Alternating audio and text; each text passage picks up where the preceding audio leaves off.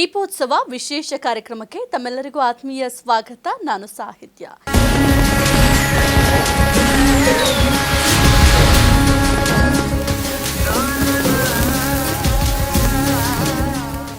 ದೀಪಗಳ ಹಬ್ಬ ದೀಪಾವಳಿ. ಈ ದೀಪಾವಳಿ ಹಬ್ಬವನ್ನು ನಾವು ಯಾವ ಕಾರಣಕ್ಕೆ ಆಚರಣೆ ಮಾಡ್ತೀವಿ? ಈ ದೀಪಾವಳಿ ಹಬ್ಬದ ಇತಿಹಾಸ ಏನು? ಈ ದೀಪಾವಳಿ ಹಬ್ಬದ ವಿಶೇಷತೆ ಏನು ಎಂಬ ವಿಚಾರವಾಗಿ ತಿಳಿಸ್ಕೊಡ್ಲಿಕ್ಕೆ ಇವತ್ತು ನಮ್ಮ ಜೊತೆ ಇದ್ದಾರೆ ವೇದ ಬ್ರಹ್ಮಶ್ರೀ ಸಮನ್ವಯ ಸರಸ್ವತಿ, ಕರ್ನಾಟಕ ಜ್ಯೋತಿಷ್ಯ ಮಾರ್ತಾಂಡ, ಡಾಕ್ಟರ್ ರಾಘವೇಂದ್ರ ಮೋಕ್ಷಗುಂಡಂ ಗುರೂಜಿ, ಪ್ರಖ್ಯಾತ ಜ್ಯೋತಿಷಿಗಳು, ವಾಸ್ತು ತಜ್ಞರು, ಆಧ್ಯಾತ್ಮಿಕ ಗುರುಗಳು ಮತ್ತು ಬಹುಶ್ರುತ ವಿದ್ವಾಂಸರು. ಅವ್ರನ್ನ ಕಾರ್ಯಕ್ರಮಕ್ಕೆ ಸ್ವಾಗತ ಮಾಡೋಣ. ಗುರುಗಳೇ ನಮಸ್ಕಾರ, ಕಾರ್ಯಕ್ರಮಕ್ಕೆ ಆತ್ಮೀಯ ಸ್ವಾಗತ. ನಮಸ್ಕಾರಮ್ಮ. ಸಮಸ್ತ ಅಶ್ವವೇಗವಾಹಿನಿಯ ವೀಕ್ಷಕ ಬಾಂಧವರಿಗೆ ಡಾಕ್ಟರ್ ರಾಘವೇಂದ್ರ ಮೋಕ್ಷಗುಂಡಂ ಗುರೂಜಿ ಮಾಡತಕ್ಕಂತಹ ನಮಸ್ಸುಮಾಂಜಲಿಗಳು. ಹರಿ ಓಂ ತತ್ಸತ್. ಗುರುಗಳೇನು ಯಾವುದೇ ಒಂದು ಹಬ್ಬ ಆಗಿರಬಹುದು, ಆ ಹಬ್ಬದ ಹಿನ್ನೆಲೆ ಅನ್ನೋದು ಬಹಳ ಮುಖ್ಯ ಆಗುತ್ತೆ. ನಮ್ಮ ಹಿಂದೂ ಪುರಾಣಗಳಲ್ಲಿ ಆ ಹಬ್ಬದ ಮಹತ್ವವನ್ನು ತಿಳಿಸಿದ್ದಾರೆ. ಆ ಹಬ್ಬವನ್ನು ನಾವು ಯಾವ ಕಾರಣಕ್ಕೆ ಆಚರಣೆ ಮಾಡ್ತೀವಿ ಅಂತ ಕೂಡ ತಿಳಿಸಿದ್ದಾರೆ. ಈ ದೀಪಾವಳಿ ಅನ್ನೋದು ಬಹಳ ವಿಶೇಷ, ದೀಪಗಳ ಹಬ್ಬ. ಅಜ್ಞಾನವನ್ನು ತೊಲಗಿಸಿ ಜ್ಞಾನವನ್ನು ಬೆಳಗುವಂತಹ ಹಬ್ಬ ದೀಪಾವಳಿ ಹಬ್ಬ ಅಂತ ಕೂಡ ಹೇಳ್ತೀವಿ. ಈ ದೀಪಾವಳಿಯ ಇತಿಹಾಸ ಏನು ಗುರುಗಳೇ? ಖಂಡಿತ ಅಮ್ಮ, ನಮಗಿರತಕ್ಕಂಥ ಎಲ್ಲ ಹಬ್ಬಗಳಲ್ಲಿ ಬಹಳ ತನ್ನದೇ ಆದ ಒಂದು ವೈಶಿಷ್ಟ್ಯವನ್ನು ಹೊಂದಿರತಕ್ಕಂಥದ್ದು ಈ ದೀಪಾವಳಿ ಹಬ್ಬ ಆಗಿರುತ್ತೆ. ದೀಪಾವಳಿ ಅಂತಂದರೆ ಬೆಳಕಿನ ಸಾಲು ಅಂತ ಅರ್ಥ. ಹಾಗಾಗಿ ನಾವು ನೋಡ್ತೀವಿ, 1-2 ದೀಪಗಳು ಹಚ್ಚತಕ್ಕಂಥದ್ದಲ್ಲ. ಇಲ್ಲಿ ಮನೆಯಲ್ಲಿ ನಾವು ದೇವರ ಮನೆಯಿಂದ ಶುರು ಮಾಡ್ಕೊಂಡು ಬಂದರೆ ಅಲ್ಲಿಂದ ಮುಂಭಾಗಿಲಲ್ಲೂ ಸಹ ದೀಪವನ್ನು ಹಚ್ತೀವಿ, ತುಳಸಿ ಕಟ್ಟೆ ಹತ್ರ ಸಹ ದೀಪ ಹಚ್ತೀವಿ. ಕೆಲವರು ಮನೆ ಒಂದು 3 ಅಂತಸ್ತು 4 ಅಂತಸ್ತು ಮನೆ ಕಟ್ಟಿರ್ತಕ್ಕಂಥವ್ರು ಮನೆ ತುಂಬ ಜಗಮಗಿಸ್ತಕ್ಕಂಥ ಒಂದು ಕಣ್ಣಿಗೆ ಕೋರೈಸ್ತಕ್ಕಂಥ ಬೆಳಕುಗಳನ್ನು ಹಾಕೋದನ್ನು ನೋಡ್ತೀವಿ. ಮತ್ತು ಅಲ್ಲಲ್ಲಿ ದೀಪಗಳನ್ನು ಇಟ್ಕೊಂಡು ಹೋಗ್ತಕ್ಕಂಥದ್ದು. ಶಾಸ್ತ್ರೀಯವಾದ ದೀಪಗಳನ್ನ ಇಡೋದಕ್ಕೆ ಹೆಚ್ಚಿನ ಪ್ರಾಮುಖ್ಯತೆಯನ್ನು ಕೊಡಬೇಕು. ಆರ್ಟಿಫಿಷಿಯಲ್ ದೀಪ ಹಾಕೋಣ, ಇಲ್ಲ ಅಂತಲ್ಲ, ನಾವು ಲೈಟ್ಸ್ ಹಾಕೋಣ, ಬೇರೆ ಇಲ್ಲ, ಪ್ರತಿಯೊಂದು ಸಹ ಇರಲಿ. ಆದರೆ ಶಾಸ್ತ್ರೀಯವಾಗಿರ್ತಕ್ಕಂಥದ್ದು ತುಪ್ಪದ ದೀಪ, ಎಣ್ಣೆಯ ದೀಪ, ಈ ರೀತಿ ಆಗಿರತಕ್ಕಂಥದ್ದನ್ನು ಎಲ್ಲ ಕಡೆ ಇಡೋದ್ರ ಮೂಲಕ ಏನಾಗುತ್ತೆ ಅಂತಂದರೆ, ಮೊದಲನೇದು ಬೆಳಕಿನ ಪ್ರಖರತೆಯಲ್ಲಿ ನಮಗಿರತಕ್ಕಂಥ, ನೀವೇ ಹೇಳಿದಾಗೆ ಅಜ್ಞಾನ ಅನ್ನೋದು ಹೋಗುತ್ತೆ. ಇದು ಸ್ಪಿರಿಚುವಲ್ ಮೀನಿಂಗ್ ಅನ್ನುವಂಥದ್ದು. ಮತ್ತು ಇದು ಮೆಟಾಫಿಸಿಕಲ್ ಮೀನಿಂಗ್ ಅಂತ ಹೇಳ್ತೀವಿ. ಫಿಸಿಕಲ್ ಲೆವೆಲಲ್ಲಿ ತೊಗೊಂಡಾಗ ನಮ್ಗೆ ಏನಾಗುತ್ತೆ ಅಂತಂದರೆ, ಒಂದು ಹೊಸ ಚೈತನ್ಯ ಅನ್ನೋದು ಬರುತ್ತೆ ನಮಗೆ.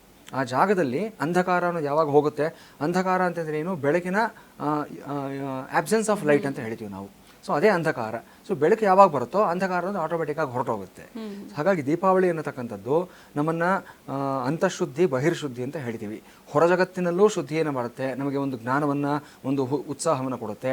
ಒಳ ಜಗತ್ತಿನಲ್ಲೂ ಸಹ ನಮಗೆ ಒಂದು ಹೊಸ ಪ್ರೇರೇಪಣೆಯನ್ನು, ಉದ್ದೀಪನವನ್ನು ಕೊಡುತ್ತೆ. ಅಂದರೆ ಆ್ಯಕ್ಟಿವೇಶನ್ ಅಂತ ಹೇಳ್ತೀವಿ ನಾವು. ಉದ್ದೀಪನ ಅಂತಂದರೆ, ಸೊ ನಿಮಗೆ ಗೊತ್ತಿರುತ್ತೆ, ಯಾವುದೇ ಒಂದು ಹಬ್ಬ ಆದಮೇಲೆ ನಮ್ಮ ಎನರ್ಜಿ ಲೆವೆಲ್ಸ್ ಜಾಸ್ತಿ ಇರುತ್ತೆ. ಎಲ್ಲರೂ ಸೇರ್ಕೊಳ್ತೀವಿ, ಫ್ರೆಂಡ್ಸ್ ಬಂದಿರ್ತಾರೆ, ನಮ್ಮ ಇವರು ನೆಂಟರಿಷ್ಟರೆಲ್ಲ ಬಂದಿರ್ತಾರೆ, ಒಂದು ಸಂತೋಷಕರವಾದ ವಾತಾವರಣ ಇರುತ್ತೆ.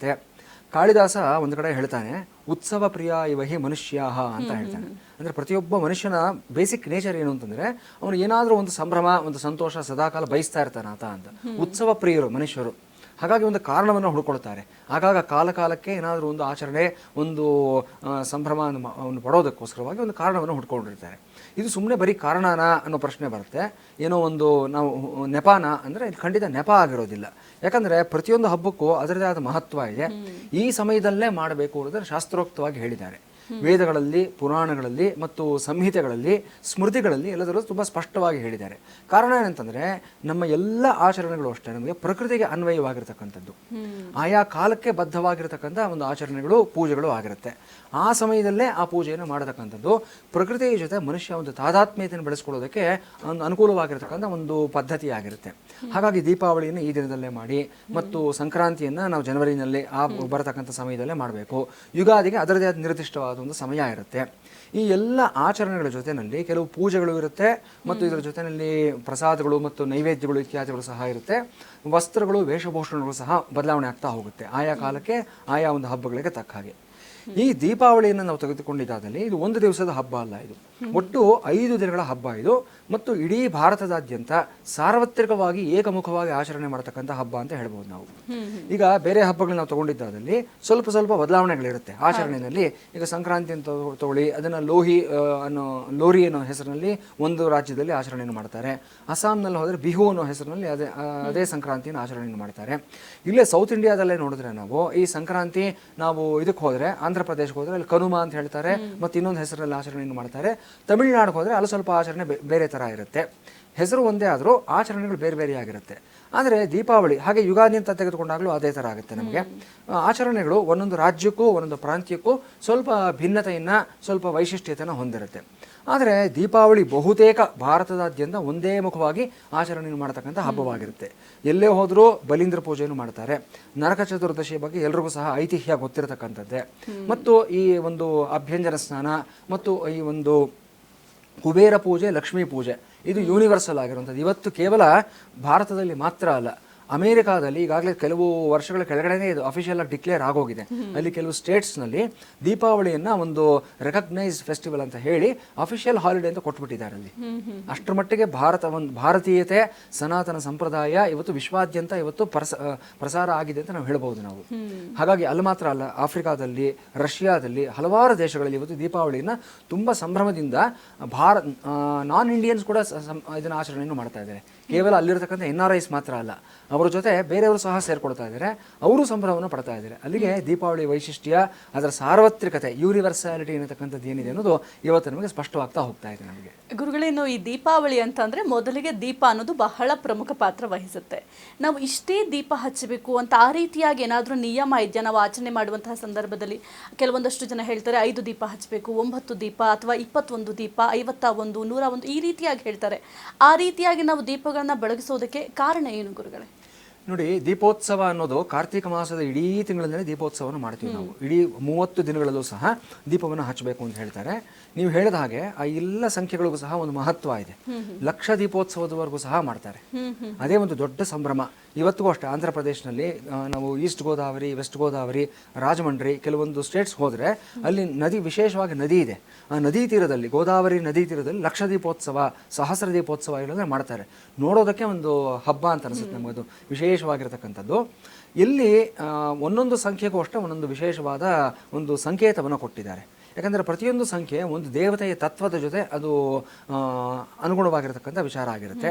ಹಾಗಾಗಿ ಈಗ ಉದಾಹರಣೆಗೆ ಹೇಳಬೇಕು ಅಂತಂದರೆ, ಈಗ 3 ದೀಪಗಳು, ಈಗ ಮನೆಯಲ್ಲಿ ನಾವು ದೇವರಿಗೆ ದೀಪ ಹಚ್ಚಬೇಕಾದಾಗ, ಷೋಡಶೋಪಚಾರ ಪೂಜೆಯನ್ನು ಮಾಡ್ಕೊಂಡು ಹೋಗಬೇಕಾದಾಗ ಧೂಪ, ದೀಪ, ನೈವೇದ್ಯ, ಮಂಗಳ ಆರತಿ ಅಂತ ಬರುತ್ತೆ. ಅಲ್ಲಿ ಧೂಪ ಆದಮೇಲೆ ಅಂದರೆ ಅಗರಬತ್ತಿ ತೋರಿಸಿದ್ದಾದ್ಮೇಲೆ ದೀಪ ಬರುತ್ತೆ. ಅಲ್ಲಿ ಸಾಜ್ಯಂ ತ್ರಿವರ್ತಿ ಸಂಯುಕ್ತಂ ಮನ್ಹಿನ ಯೋಜಿತಂ ಮಯ ಗೃಹಾಣ ಮಂಗಳಂ ದೀಪಂ ತ್ರೈಲೋಕ್ಯ ತಿಮಿರಾಪಹ ಅಂತ ಹೇಳ್ತಾರೆ. ಅಂದರೆ ಸಾಜ್ಯಂ ತ್ರಿವರ್ತಿ ಸಂಯುಕ್ತಂ, 3 ಬತ್ತಿಗಳ ಸಂಯುಕ್ತವಾಗಿರತಕ್ಕಂಥದ್ದು ಸಾಜ್ಯಂ ಅಂದರೆ ತುಪ್ಪದಲ್ಲಿ ಅದ್ದಿರತಕ್ಕಂಥದ್ದು. ಈ ದೀಪವನ್ನು ನಾನು ಭಗವಂತನಿಗೆ ತೋರಿಸ್ತಾ ಇದ್ದೀನಿ. ಸಾಜ್ಯಂ ತ್ರಿವೃತ್ತಿ ಸಂಯುಕ್ತಂ ವನ್ಹಿನ ಯೋಜಿತಂ ಮಯ ಗೃಹಾಣ ಮಂಗಳಂ ದೀಪಂ ತ್ರೈಲೋಕ್ಯ ತಿಮಿರಾಪಹ ಅಂತ ಹೇಳ್ತಾರೆ. 3 ಲೋಕಗಳಲ್ಲೂ ಇರತಕ್ಕಂಥ ತಿಮಿರ ಅಂದರೆ ಕತ್ತಲು ಅಂತ. ಈ ಕತ್ತಲನ್ನು, ಅಂಧಕಾರವನ್ನು ಹೋಗಲಾಡಿಸೋದಕ್ಕೋಸ್ಕರವಾಗಿ ಈ ದೀಪವನ್ನು ತೋರಿಸ್ತಾ ಇದ್ದೀನಿ ಅಂತ.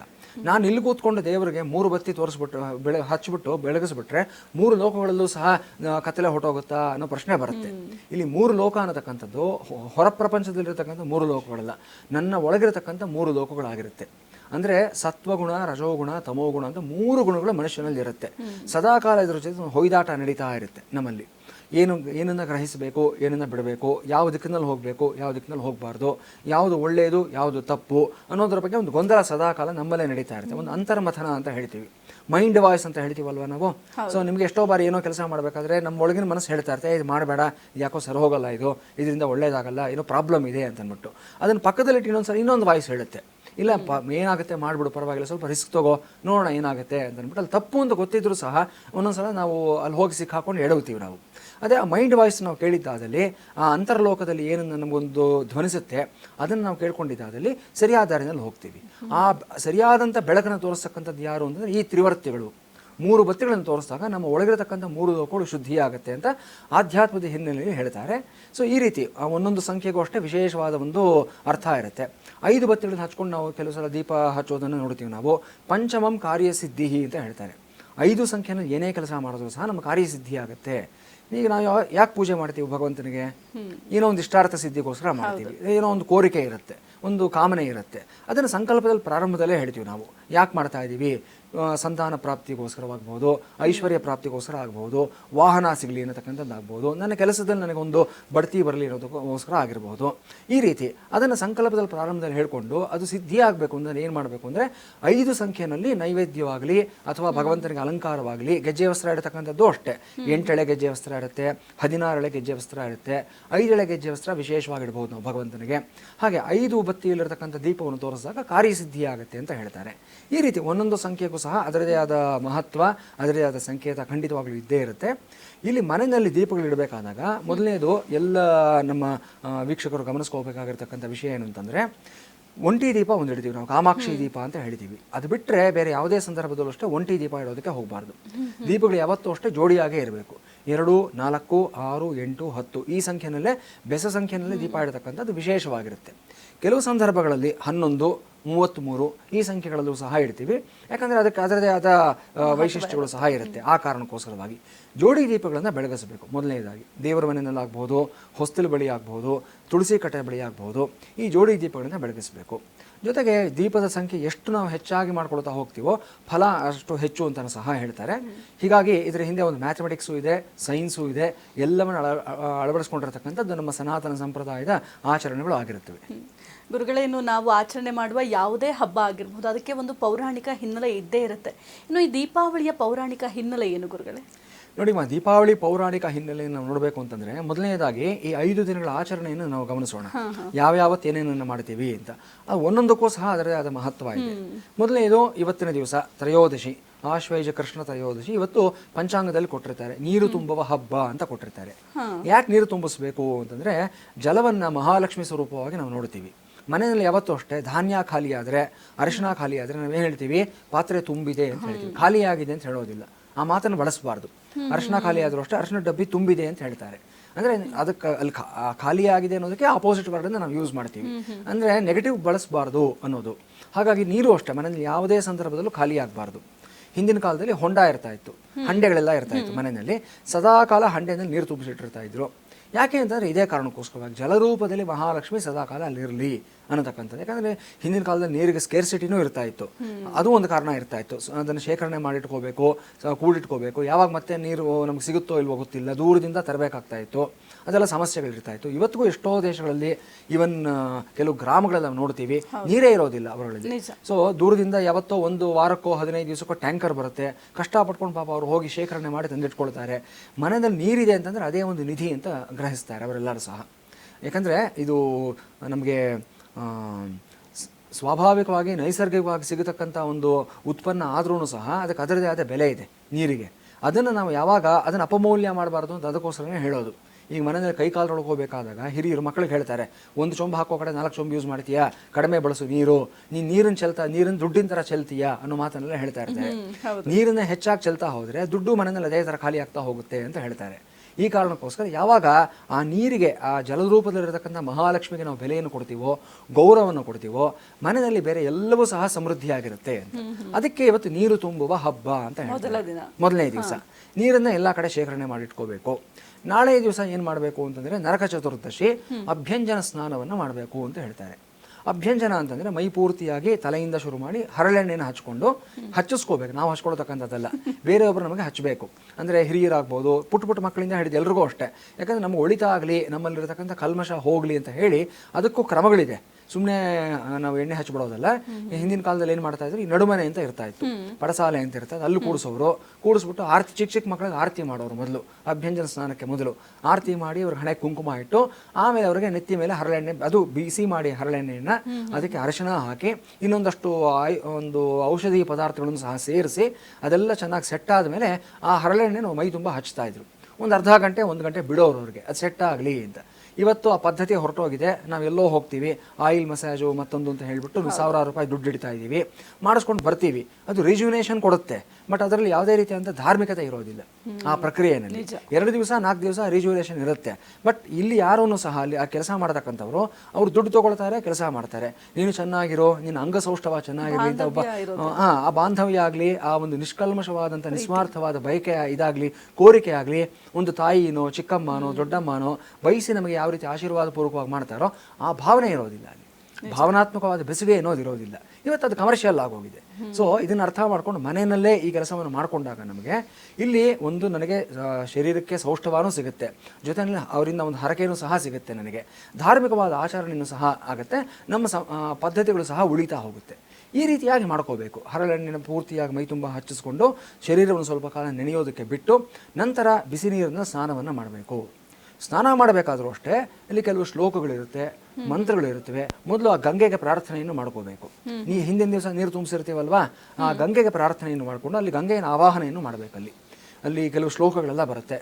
ಹರಿರ್ನಾರಾಯಣೋ ಗಂಗಾ ಗಂಗಾ ನಾರಾಯಣೋ ಹರಿಹಿ, ಹರಿರ್ ವಿಶ್ವೇಶ್ವರೋ ಗಂಗಾ ಗಂಗಾ ವಿಶ್ವೇಶ್ವರೋ ಹರಿಹಿ, ಗಂಗೆ ಚ ಯಮುನೆ ಚೈವ ಗೋದಾವರಿ ಸರಸ್ವತಿ ನರ್ಮದಾ ಸಿಂಧು ಕಾವೇರಿ ಜಲೈಸ್ಮಿನ್ ಸನ್ನಿಧಿಂ ಕುರು, ಗಂಗಾ ಗಂಗೇತಿ ಯೋ ಬ್ರೂಯಾತ್ ಯೋಜನಾನಾಂ ಶತೈರಪಿ ಮುಚ್ಯತೆ ಸರ್ವಪಾಪೇಭ್ಯೋ ವಿಷ್ಣುಲೋಕಂ ಸಗಚ್ಚತಿ, ನಂದಿನಿ ನಳಿನಿ ಸೀತಾ ಮಾಲಿನಿ ಚ ಮಹಾಪಗ, ವಿಷ್ಣುಪಾದಾಬ್ಜ ಸಂಭೂತ ಗಂಗಾ ತ್ರಿಪಥಗಾಮಿನಿ, ಭಾಗೀರಥಿ ಭೋಗವತಿ ಜಾಹ್ನವಿ ತ್ರಿದಶೇಶ್ವರಿ, ದ್ವಾದಶೈತಾನಿ ನಾಮಾನಿ ಯತ್ರ ಯತ್ರ ಜಲಾಶಯೇ ಸ್ನಾನಕಾಲೇ ಪಠೆ ನಿತ್ಯಂ ಮಹಾಪಾತಕನಾಶನಂ ಅಂತ ಈ ವಿಶೇಷವಾದ ಶ್ಲೋಕಗಳನ್ನು ಹೇಳಿ ಆ ನೀರಿನಲ್ಲಿ ಗಂಗೆ ಮೊದಲಾಗಿ ಹಲವಾರು ದೇವತೆಗಳನ್ನು ಆವಾಹನೆಯನ್ನು ಮಾಡಬೇಕು.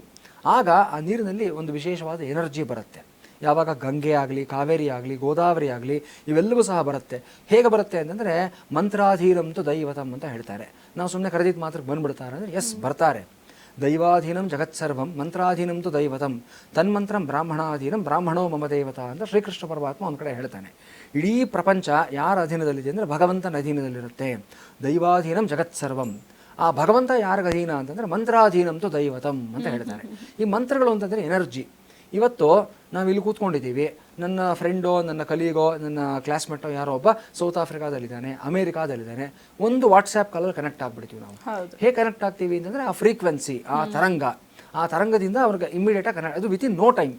ಒಬ್ಬ ಸಾಧಾರಣ ಮನುಷ್ಯ ಅವನು ಬುದ್ಧಿಮತ್ತೆಯನ್ನು ಬಳಸ್ಕೊಂಡು, ಟೆಕ್ನಾಲಜಿಯನ್ನು ಬಳಸ್ಕೊಂಡು ಇಷ್ಟರ ಮಟ್ಟಿಗೆ ಸಾಮರ್ಥ್ಯ, ಇಷ್ಟು ಮಟ್ಟಿಗೆ ಒಂದು ಪ್ರೋಗ್ರೆಸ್ಸನ್ನು ಅವನು ಕಂಡುಕೊಂಡಿದ್ದಾನೆ ಅನ್ನೋದಾದರೆ, ಹಿಂದಿನ ಕಾಲದಲ್ಲಿ ಋಷಿಮುನಿಗಳು ಮತ್ತು ಭಗವಂತನ ಅನುಗ್ರಹವನ್ನು ಪಡ್ಕೊಂಡಿರ್ತಕ್ಕಂಥವ್ರು ಇನ್ನೆಷ್ಟರ ಮಟ್ಟಿಗೆ ಒಂದು ಪ್ರೋಗ್ರೆಸ್ಸನ್ನು ಕಂಡುಕೊಂಡಿರ್ಬೋದು ಈ ಮಂತ್ರಶಕ್ತಿಯಿಂದ ನಮ್ಗೆ ಅರ್ಥ ಆಗುತ್ತೆ.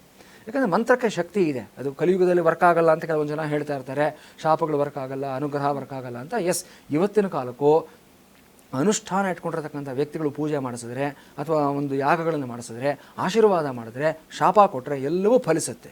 ಏನು ಅನುಮಾನ ಏನಿಲ್ಲ ಅದರಲ್ಲಿ.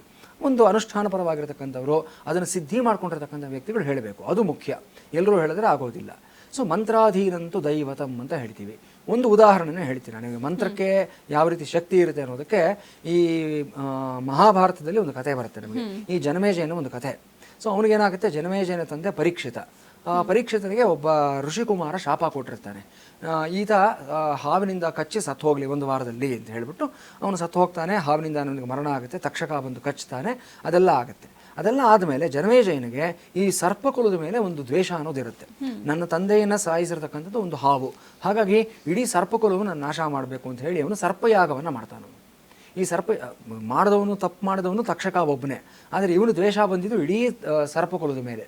ಅದೇ ಒಂದು ಸನ್ನಿವೇಶವನ್ನು ನಾವು ಪರಶುರಾಮನ ಕಥೆಯನ್ನು ಸಹ ನೋಡ್ತೀವಿ ನಾವು. ಒಬ್ಬ ಕ್ಷತ್ರಿಯ ರಾಜ ಬಂದುಬಿಟ್ಟು ಅವನ ತಂದೆಯಾದಂಥ ಜಮದಗ್ನಿಗೆ ಅವಮಾನವನ್ನು ಮಾಡ್ತಾನೆ, ಜಮದಗ್ನಿಯನ್ನು ಸಾಯಿಸಿಬಿಡ್ತಾನೆ. ಆದರೆ ಪರಶುರಾಮನ ಕೋಪ ಇಡೀ ಕ್ಷತ್ರಿಯ ಕುಲದ ಮೇಲೆ ಇರುತ್ತೆ. 21 ಬಾರಿ ಭೂಮಂಡಲವನ್ನೆಲ್ಲ ಸಂಚಾರವನ್ನು ಮಾಡಿ ಆತ ಕ್ಷತ್ರಿಯರು ಎಲ್ಲೆಲ್ಲ ಕಂಡ್ರು ಸಹ ಅವ್ರನ್ನ ಧ್ವಂಸ ಮಾಡ್ತಾ ಅವ್ರನ್ನ ಸಾಯಿಸ್ಕೊಳ್ತಾ ಬರ್ತಾನೆ ಪರಶುರಾಮ. ಅಂದರೆ ಕೋಪ ಯಾವ ಮಟ್ಟಕ್ಕೆ ಹೋಗುತ್ತೆ ಮನುಷ್ಯನಿಗೆ ಅನ್ನೋದಕ್ಕೆ ಒಂದು ಉದಾಹರಣೆ ಇದು. ಸೊ ಆ ಸಂದರ್ಭದಲ್ಲಿ ಮನುಷ್ಯ ಯಾವ ರೀತಿ ನಿರ್ಧಾರ ತಗೊಳ್ತಾನೆ ಅಂತ ನಾವು ಹೇಳೋದಕ್ಕಾಗೋದಿಲ್ಲ. ಹೀಗಾಗಿ ಜನಮೇಜಯ ಸಂಕಲ್ಪ ಮಾಡ್ಕೊಳ್ತಾನೆ, ಇಡೀ ಸರ್ಪಕುಲವನ್ನು ನಾಶ ಮಾಡ್ತೀನಿ ಅಂತ ಹೇಳಿ ಸರ್ಪಯಾಗವನ್ನು ಮಾಡೋದಕ್ಕೆ ಶುರು ಮಾಡ್ತಾನೆ. ಎಲ್ಲೆಲ್ಲೋ ಇದ್ದಂಥ ಎಲ್ಲ ಹಾವುಗಳು ಸಹ ಬಂದು ಆ ಒಂದು ಯಜ್ಞಕುಂಡದಲ್ಲಿ ಬೀಳ್ತಾ ಇರುತ್ತೆ. ಆಯಾ ಹಾವುಗಳಿಗೆ, ಆಯಾ ಸರ್ಪಗಳಿಗೆ, ನಾಗಗಳಿಗೆ ಸಂಬಂಧಪಟ್ಟ ಮಂತ್ರಗಳನ್ನು ಹೇಳ್ತಾ ಇದ್ದಂಗೆ ಅವೆಲ್ಲವೂ ಎಳ್ಕೊಂಡು ಬಂದಂಗೆ ಬಂದ್ಬಿಡುತ್ತೆ. ಆಟೋಮೆಟಿಕ್ಕಾಗಿ ಒಂದು ಮ್ಯಾಗ್ನೆಟಿಕ್ ಪವರ್ ಎಳ್ಕೊಂಡು ಬಂದಂಗೆ ಬರ್ತಾ ಇರುತ್ತೆ. ಆ ಹೋಮಕುಂಡದಲ್ಲಿ ಬೀಳ್ತಾ ಇರುತ್ತೆ. ತಕ್ಷಕ ಮಾತ್ರ ಬರೋದಿಲ್ಲ. ಯಾಕಂದರೆ ತಕ್ಷಕನ ಗೊತ್ತು, ಮಾಡಿದವನು ನಾನೇ, ಪರೀಕ್ಷಿತನ ಕೊಂದವನು ನಾನೇ, ಯಾರನ್ನ ಬಿಟ್ಟರು ಜನಮೇಜಯ ನನ್ನನ್ನು ಬಿಡೋದಿಲ್ಲ ಅಂತ ಗೊತ್ತಿರುತ್ತೆ. ಇವನೇನು ಮಾಡ್ತಾನೆ, ಇಂದ್ರಲೋಕಕ್ಕೆ ಹೊಟ್ಟೋಗ್ತಾನೆ. ಅಂದರೆ ಆ ಫ್ರೀಕ್ವೆನ್ಸಿನ ದಾಟಿ ಇನ್ನೊಂದು ಏರಿಯಾಗೆ ಹೋಗ್ತಾನೆ. ಈ ಕೆಲವು ಸಲ ನಾವು ಕಾಲ್ ಮಾಡಿದಾಗ this person is unable to receive your call ಅಂತ ಬರುತ್ತೆ, ಅಥವಾ unable to contact, out of reach, out of ಇದು ಅಂತ ನಮಗೆ ಬರುತ್ತೆ. ಕಾರಣ ಏನಂತಂದರೆ ಆ ತರಂಗದ ಒಂದು ವ್ಯಾಪ್ತಿ ಇರುತ್ತೆ, ಆ ಫ್ರೀಕ್ವೆನ್ಸಿ, ಆ ನೆಟ್ವರ್ಕ್ಗೆ ಒಂದು ವ್ಯಾಪ್ತಿ, ಒಂದು ಇದಿರುತ್ತೆ ನಿಮಗೆ. ಅದರಿಂದ ಹೊರಗಡೆ ಇದ್ದಾನೆ ಆ ವ್ಯಕ್ತಿ, ಆ ಟೈಮಲ್ಲಿ ಕಾಂಟ್ಯಾಕ್ಟ್ ಮಾಡೋದಕ್ಕಾಗೋದಿಲ್ಲ. ತಕ್ಷಕ ಮಾಡಿದ್ದು ಇದೇ ಕೆಲಸ. ಆ ತರಂಗಗಳ ಅಂದರೆ ಈ ಮಂತ್ರಶಕ್ತಿಯಿಂದ ಆಚೆ ಇರತಕ್ಕಂಥ ಒಂದು ವೈಬ್ರೇಷನ್ಸ್ ಏನಿರುತ್ತೆ ಆ ಲೋಕಕ್ಕೆ ಹೊರಟೋಗ್ತಾನೆ. ಇಂದ್ರ ಲೋಕಕ್ಕೆ ಹೋಗಿ ಇಂದ್ರನ ಪ್ರಾರ್ಥನೆಯನ್ನು ಮಾಡ್ಕೊಳ್ತಾನೆ, ನನಗೆ ನೀನು ರಕ್ಷಣೆಯನ್ನು ಕೊಡಬೇಕು, ಈ ರೀತಿ ಜನಮೇಜಯ ಸರ್ಪಯಾಗ ಮಾಡ್ತಾ ಇದ್ದಾನೆ, ನನ್ನನ್ನು ಸಾಯಿಸಿಬಿಡ್ತಾನೆ ಅಂದಾಗ ಇಂದ್ರ ಆಯಿತು, ಯಾರೇ ಬಂದು ನನ್ನ ರಕ್ಷಣೆ ಕೇಳಿದ್ರು ಸಹ ನಾನು ಇಲ್ಲ ಅಂತ ಹೇಳೋದಿಲ್ಲ, ನನ್ನ ಜೊತೆಯಲ್ಲಿರೋ ಅಂತೇಳಿ ಅವನ ಪಕ್ಕದಲ್ಲೇ ಕೂಡಿಸ್ಕೊಡ್ತಾನೆ.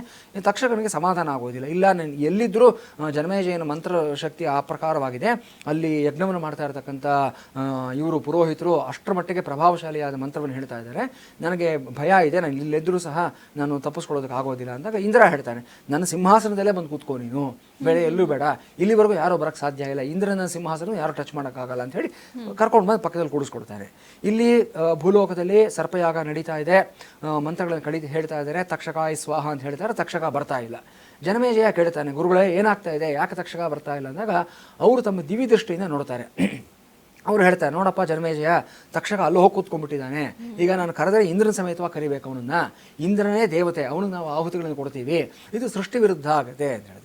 ಜನಮೇಜಯ ಹೇಳ್ತಾನೆ, ನನಗದೆಲ್ಲ ಬೇಕಿಲ್ಲ, ತಕ್ಷಕ ಬಂದು ಈ ಹೋಮಕುಂಡದಲ್ಲಿ ಬೀಳಬೇಕು, ನೀವೇನು ಮಾಡ್ತಾರೋ ಮಾಡಿ, ಇಂದ್ರನ ಸಮೇತವಾಗಿ ಕರೀವಿ ಇವನ ಅಂತಾರೆ. ಸೊ ತಕ್ಷಕಾಯ ಸ್ವಾಹ ಅಂತ ಹೇಳುವಾಗ ಸೇಂದ್ರಾಯ ತಕ್ಷಕಾಯ ಸ್ವಾಹ ಅಂತ ಮಂತ್ರ ಹೇಳ್ತಾರೆ ಇವರು. ತಕ್ಷಣ ಇಂದ್ರನ ಸಿಂಹಾಸನ ದೇವಲೋಕದಲ್ಲಿ ಅಲ್ಲಾಡೋದಕ್ಕೆ ಪ್ರಾರಂಭ ಆಗುತ್ತೆ, ಅದು ಮಂತ್ರಶಕ್ತಿ ಇರತಕ್ಕಂಥದ್ದು. ಆಗ ಇಂದ್ರನಿಗೆ ತಕ್ಷಣ ಗಾಬರಿ ಆಗುತ್ತೆ. ಅವನು ಹೇಳ್ತಾನೆ ತಕ್ಷಕನಿಗೆ, ನೋಡಪ್ಪ ನಿನ್ನನ್ನು ಕಾಪಾಡೋಕೆ ಹೋಗ್ಬಿಟ್ಟು ನಾನೇ ಸಮಸ್ಯೆಯಲ್ಲಿ ಸಿಕ್ಕಾಕೊಂಡಿದ್ದೀನಿ, ನೀನು ಹೊರಟೋಗು ಅಂತೇಳಿ ಅವ್ನು ತಳ್ಳಿಬಿಡ್ತಾನೆ ಮೇಲಿಂದ. ದೇವಲೋಕದಿಂದ ಹಾಗೆಯೇ ಬಿಡ್ತಾ ಇರ್ತಾನೆ ತಕ್ಷಕ. ಇನ್ನೇನು ಬಂದಿಲ್ಲ ಹೋಮಕುಂಡದಲ್ಲಿ ಬೀಳಬೇಕು ಅನ್ನೋವಾಗ ಈ ಸರ್ಪಕುಲದಲ್ಲಿ ಹುಟ್ಟಿರ್ತಕ್ಕಂಥ ಒಬ್ಬ ಆಸ್ತಿಕ ಅನ್ನೊಬ್ಬ ಇರ್ತಾನೆ. ಅವನು ಬಂದು ಜನಮೇಜನ ಮುಂದೆ ನಿಂತ್ಕೊಂಡು ಹಲವಾರು ದಿವ್ಯವಾದ ಸ್ತೋತ್ರಗಳನ್ನೆಲ್ಲ ಹೇಳಿ ಜನಮೇಜನ ಮನಸ್ಸಿನ ಬದಲಾವಣೆಯನ್ನು ಮಾಡಿಬಿಡ್ತಾನೆ. ಆಗ ಅಲ್ಲಿ ಇರತಕ್ಕಂಥ ಗುರುಗಳು ಹೇಳ್ತಾರೆ, ಈಗೇನು ಕೇಳೋಕೆ ಹೋಗಬೇಡ, ಅವನು ಹೇಳೋ ಸ್ತುತಿ ಆಗಲಿ ಮಾತುಗಳಾಗಲಿ ಕೇಳಬೇಡ, ನಿನ್ನ ಮನಸ್ಸು ವಿಚಲಿತವಾಗುತ್ತೆ ಅಂತ ಹೇಳಿದ್ರು ಕೇಳೋದಿಲ್ಲ ಜನಮೇಜಯ. ಅವನು ಆ ಸ್ತುತಿ ಆಗಲಿ ಸ್ತೋತ್ರಗಳನ್ನ ಕೇಳಿ ತುಂಬ ಇಂಪ್ರೆಸ್ ಆಗ್ತಾನೆ. ಕೇಳ್ತಾನೆ, ಏನಪ್ಪ ನೀನು ಇಲ್ಲಿ ಬಂದಿದೆಯಾ, ತುಂಬ ವಿಶೇಷವಾಗಿ ನೀನು ಗಾನವನ್ನು ಮಾಡ್ತಾ ಇದೆಯಾ, ಸ್ತುತಿಗಳನ್ನು ಹೇಳ್ತಾ ಇದೆಯಾ, ನಿನಗೇನು ಬೇಕು ಅಂದಾಗ ಅವನು ಸರ್ಪಕುಲದವರೇ ಆಗಿರ್ತಾರೆ. ನಾನು ಕೇಳಿದ್ದು ನೀವು ಕೊಡ್ತೀರಾ, ಅದು ಮಾತು ಕೊಟ್ಟರೆ ನಾನು ಕೇಳ್ತೀವಿ ಅಂತಾನೆ. ಆಯಿತು ಅಂತ ತಕ್ಷಕ ಬಿಡ್ತಾ ಇರ್ತಾನೆ. ನೀವು ವಿಜುವಲೈಸ್ ಮಾಡ್ಕೋಬೋದು ಅದು ಹೇಗೆ ನಡೆದಿರಬಹುದು ಅವತ್ತಿನ ಕಾಲದಲ್ಲಿ ಅನ್ನತಕ್ಕಂಥದ್ದು.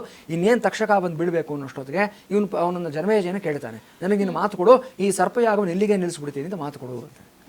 ಜನಮೇಜಯ ಸಂದಿಗ್ಧ ಪರಿಸ್ಥಿತಿ, ಸಿಕ್ಕಾಕೊಂಡ್ಬಿಟ್ಟಿದ್ದಾನೆ, ಮಾತು ಕೊಟ್ಟಿದ್ದಾನೆ, ಅದು ಅಗ್ನಿಸಾಕ್ಷಿಯಾಗಿ ಮಾತು ಕೊಟ್ಟಿದ್ದಾನೆ, ಇಲ್ಲ ಅಂತ ಹೇಳೋದಕ್ಕಾಗೋದಿಲ್ಲ. ಆಯಿತು, ನಾನು ಮಾತು ಕೊಟ್ಟಿದ್ದೀನಿ, ಸರ್ಪಯಾಗವನ್ನು ನಿಲ್ಲಿಸ್ತಾ ಇದ್ದೀನಿ, ಗುರುಗಳೇ ಮಂತ್ರೋಚ್ಚಾರಣೆ ನಿಲ್ಲಿಸಿ ಅಂತ ಹೇಳ್ತಾರೆ. ತಕ್ಷಕ ಅಲ್ಲಿ ಬಂದು ಬದುಕೊಂಡ್ಬಿಡ್ತಾನೆ. ಇನ್ನೇನು ಹೋಮಕುಂಡದಲ್ಲಿ ಬೀಳಬೇಕು ಅನ್ನೋ ಬಂದು ಪಕ್ಕದಲ್ಲಿ ಬಿದ್ದು ಅವನು ಪ್ರಾಣಭಿಕ್ಷೆ ಅನ್ನೋದು ಸಿಗುತ್ತೆ ಅವನಿಗೆ. ಸೊ ಮಂತ್ರಶಕ್ತಿ ಹೇಗಿರುತ್ತೆ ಅನ್ನೋದಕ್ಕೆ ಇದು ಒಂದು ಕಾರಣ. ಯಾಕೆ ಹೇಳಿದೆ ಅಂದರೆ, ಈಗ ನಾನು ಇದೆಷ್ಟು ಒಂದು ವಿಸ್ತಾರವಾದ ಕಥೆ ಹೇಳ್ಕೊಂಡು ಬಂದೆ, ಸ್ವಲ್ಪ ಡಿ ಟ್ರ್ಯಾಕ್ ಆಯಿತು ಅಂತ ವೀಕ್ಷಕರು ಅನ್ನಿಸ್ಕೋಬಹುದು, ಔಟ್ ಆಫ್ ದಿ ಟ್ರ್ಯಾಕ್ ಅಂತ.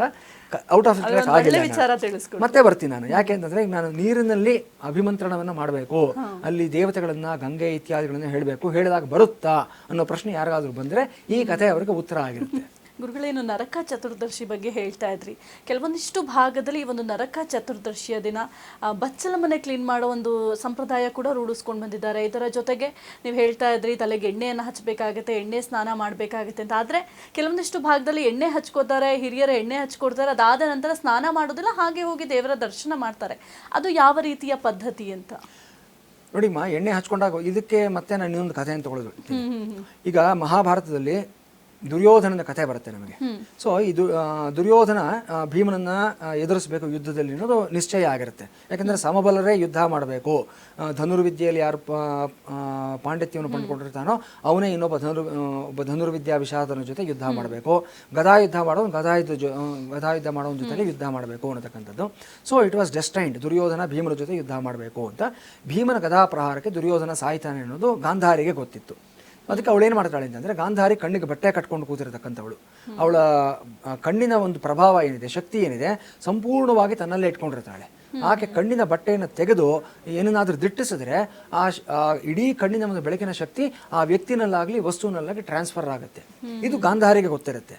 ಅದಕ್ಕೆ ಗಾಂಧಾರಿ ಏನು ಮಾಡ್ತಾಳೆ ಅಂತಂದರೆ, ದುರ್ಯೋಧನಿಗೆ ಹೇಳ್ತಾಳೆ, ನೋಡಿ ಇಂಥ ದಿವಸ ನೀನು ಪೂರ್ತಿ ವಿವಸ್ತ್ರನಾಗಿ ಎಲ್ಲ ನಿನ್ನ ಮೈ ಮೇಲಿರ್ತಕ್ಕಂಥ ವಸ್ತ್ರಗಳನ್ನ ತೆಗೆದುಬಿಟ್ಟು ಮೈಗೆ ಎಣ್ಣೆ ಹಚ್ಕೊಂಡು ನನ್ನ ಮುಂದೆ ಬಂದು ನಿಂತ್ಕೊಂಡು ನೀನು ಅಂತ ಹೇಳ್ತಾಳೆ.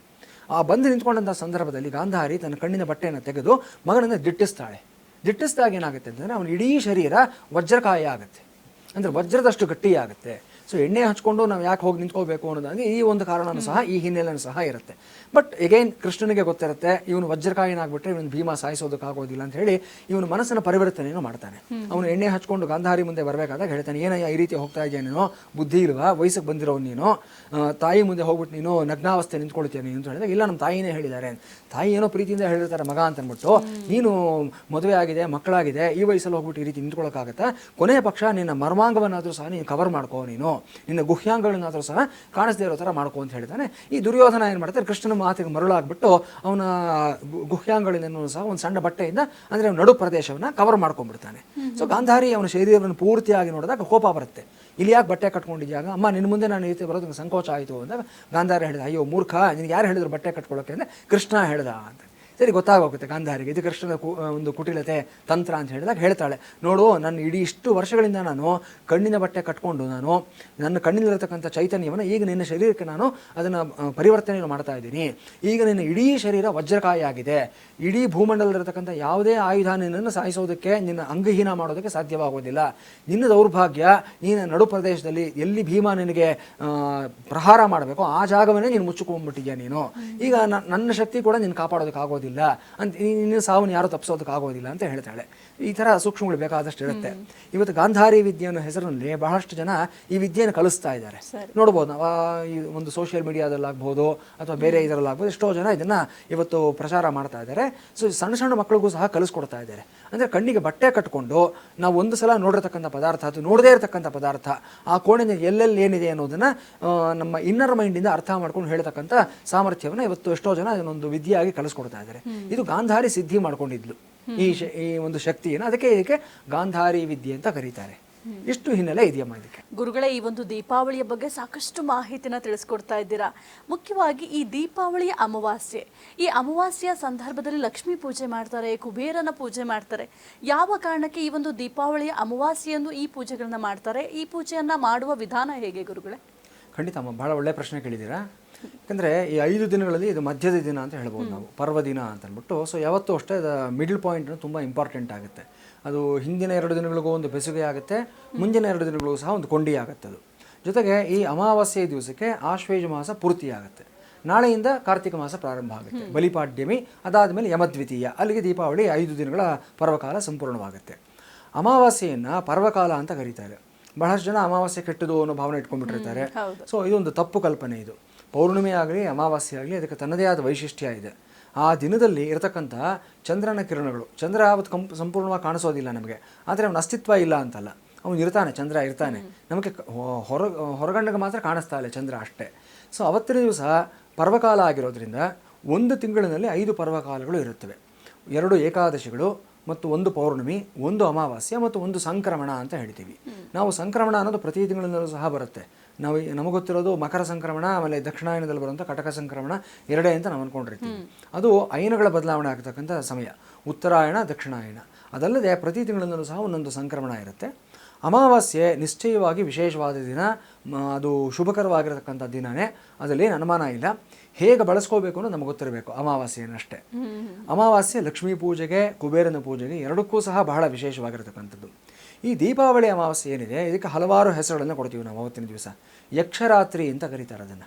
ಯಾಕೆಂದರೆ ಕುಬೇರ ಬಂದು ಇಡೀ ಯಕ್ಷಗಣಗಳಿಗೆ ರಾಜನಾಗಿರ್ತಾನೆ. ಹಾಗಾಗಿ ಯಾವತ್ತು ಎಲ್ಲ ಯಕ್ಷರು ಯಕ್ಷಿಣಿಯರು ನಿಮಗೆ ಒಲಿಯುವಂಥ ಒಂದು ದಿವಸ. ಆ ಸಾಧನೆ ಮಾಡ್ತಕ್ಕಂಥ ಮಾರ್ಗದಲ್ಲಿರೋರಿಗೆ ಗೊತ್ತಿರುತ್ತೆ, ಈ ಅಮಾವಾಸ್ಯೆಗೋಸ್ಕರ ಕಾಯ್ತಾ ಇರ್ತಾರೆ ಆವತ್ತಿನ ದಿವಸ. ಅಮಾವಾಸ್ಯೆಯನ್ನು ಜ್ಯೋತಿಷ್ಶಾಸ್ತ್ರದಲ್ಲಿ 3 ಅಥವಾ 4 ರೀತಿಯಾಗಿ ವಿಂಗಡಣೆಯನ್ನು ಮಾಡ್ತಾರೆ. ಅದರ ಇಡೀ ವ್ಯಾಪ್ತಿ ಒಂದು ತಿಥಿ ಅಂತಂದರೆ 60 ಘಳಿಗೆಗಳಿರುತ್ತೆ, ಅಂದರೆ ಅಪ್ರಾಕ್ಸಿಮೇಟ್ಲಿ 24 ಅವರ್ಸ್. ಅದರಲ್ಲಿ ವಿಂಗಡಣೆಯನ್ನು ಮಾಡ್ತಾ ಹೋದಾಗ ಅಮಾವಾಸ್ಯೆಯಲ್ಲಿ ಸಿನಿವಾಲಿ, ಕುಹು, ರಾಕ ಅಂತ ಬೇರೆ ಬೇರೆ ಘಳಿಗೆಗಳಿರುತ್ತೆ. ಈ ಒಂದೊಂದು ಘಳಿಗೆಗಳು ಅಷ್ಟೇ ಬೇರೆ ಬೇರೆ ಸಾಧನೆ ಮಾಡೋದಕ್ಕೆ ತುಂಬ ಪರಿಪೂರ್ಣವಾಗಿರ್ತಕ್ಕಂಥದ್ದು, ತುಂಬ ಅನುಕೂಲವಾಗಿರ್ತಕ್ಕಂಥ ಸಮಯ ಆಗಿರುತ್ತೆ. ಅದರಲ್ಲೂ ಸಹ ತಂತ್ರ ಸಾಧನೆ ಮಾಡ್ತಕ್ಕಂಥವ್ರು, ಈ ತಾಂತ್ರಿಕ ಪ್ರಾಕ್ಟೀಸಸ್ ಮಾಡ್ತಕ್ಕಂಥವ್ರು ಕೆಲವಷ್ಟು ಜನ ಇರ್ತಾರೆ. ತಪ್ಪು ಅಂತ ನಾನು ಹೇಳೋದಿಲ್ಲ. ಕೌಲ ಮಾರ್ಗ, ವಾಮ ಮಾರ್ಗ, ಸವ್ಯ ಮಾರ್ಗ ಅಂತ ಮುಂಚೆ ಬಂದೇ ಇರತಕ್ಕಂಥದ್ದು. ಅವರವರ ಮನಸ್ಸಿಗೆ ಅನುಗುಣವಾಗಿರ್ತಕ್ಕಂಥದ್ದು. ಕೆಲವರು ಬಗಳಾಮುಖಿ ದೇವಿ ಪೂಜೆ ಮಾಡ್ತಾರೆ, ಪ್ರತ್ಯಂಗಿರ ದೇವಿ ಪೂಜೆಯನ್ನು ಮಾಡ್ತಾರೆ. ಇವತ್ತಿನ ದಿವಸ ತುಂಬ ಜಾಸ್ತಿ ಆಗ್ತಾ ಇದೆ ಪ್ರತ್ಯಂಗಿರ ಹೋಮ, ಪ್ರತ್ಯಂಗಿರ ಹವನ ಬಹಳಷ್ಟು ಕಡೆ ನಡೀತಾ ಇದೆ. ಎಷ್ಟೋ ಜನ ರಿಸಲ್ಟ್ಸ್ ಬಂದಿಲ್ಲ, ಯಾಕೆಂದರೆ ಪ್ರತ್ಯಂಗಿರ ಹೆಸರಲ್ಲಿ ಇನ್ನೇನೇನೋ ಮಾಡ್ತಾ ಇರ್ತಾರಲ್ಲಿ. ಇವೆಲ್ಲ ಬಹಳ ತಪ್ಪು. ಕ್ರಮ ಗೊತ್ತಿಲ್ಲದೆ ಅಥವಾ ನನಗೆ ಸಿದ್ಧಿ ಆಗದೆ ಕೇವಲ ಅದನ್ನು ವ್ಯಾಪಾರ ದೃಷ್ಟಿಯಿಂದ ಮಾಡ್ತಕ್ಕಂಥದ್ದು ಇದೆಯಲ್ಲ, ಅದರಲ್ಲೂ ಕಲಿಯುಗದಲ್ಲಿ ನಿಶ್ಚಯವಾಗಿ ರಿವರ್ಸ್ ಹೊಡೆಯುತ್ತದೆ. ಸೊ ನಾನು ನಮ್ಮ ವೀಕ್ಷಕರಿಗೆ ಇದನ್ನೇ ಹೇಳ್ತೀನಿ, ಯಾರೋ ಫೇಸ್ಬುಕ್ಕಲ್ಲಿ ನೋಡಿದ್ರೆ, ಇನ್ನೆಲ್ಲ ಒಂದು ಯೂಟ್ಯೂಬಲ್ಲಿ ನೋಡಿದ್ರೆ ಇಲ್ಲಿ ಬಗಳಾಮುಖಿ ಹವನ ಮಾಡಿಸ್ಬಿಡ್ತಾರೆ, ಪ್ರತ್ಯಂಗಿರ ಹೋಮ ಮಾಡಿಸ್ತಾರೆ, ನಿಮ್ಗೆ 48 ಗಂಟೆಗಳಲ್ಲಿ ರಿಸಲ್ಟ್ಸ್ ಬಂದುಬಿಡುತ್ತೆ, 1 ವಾರದಲ್ಲಿ ರಿಸಲ್ಟ್ಸ್ ಬಂದುಬಿಡುತ್ತೆ ಅಂತೆಲ್ಲ ಹೇಳ್ತಾ ಇರ್ತಾರೆ. ಇದಕ್ಕೆ ಮರುಳಾಗಬೇಡಿ ದಯವಿಟ್ಟು.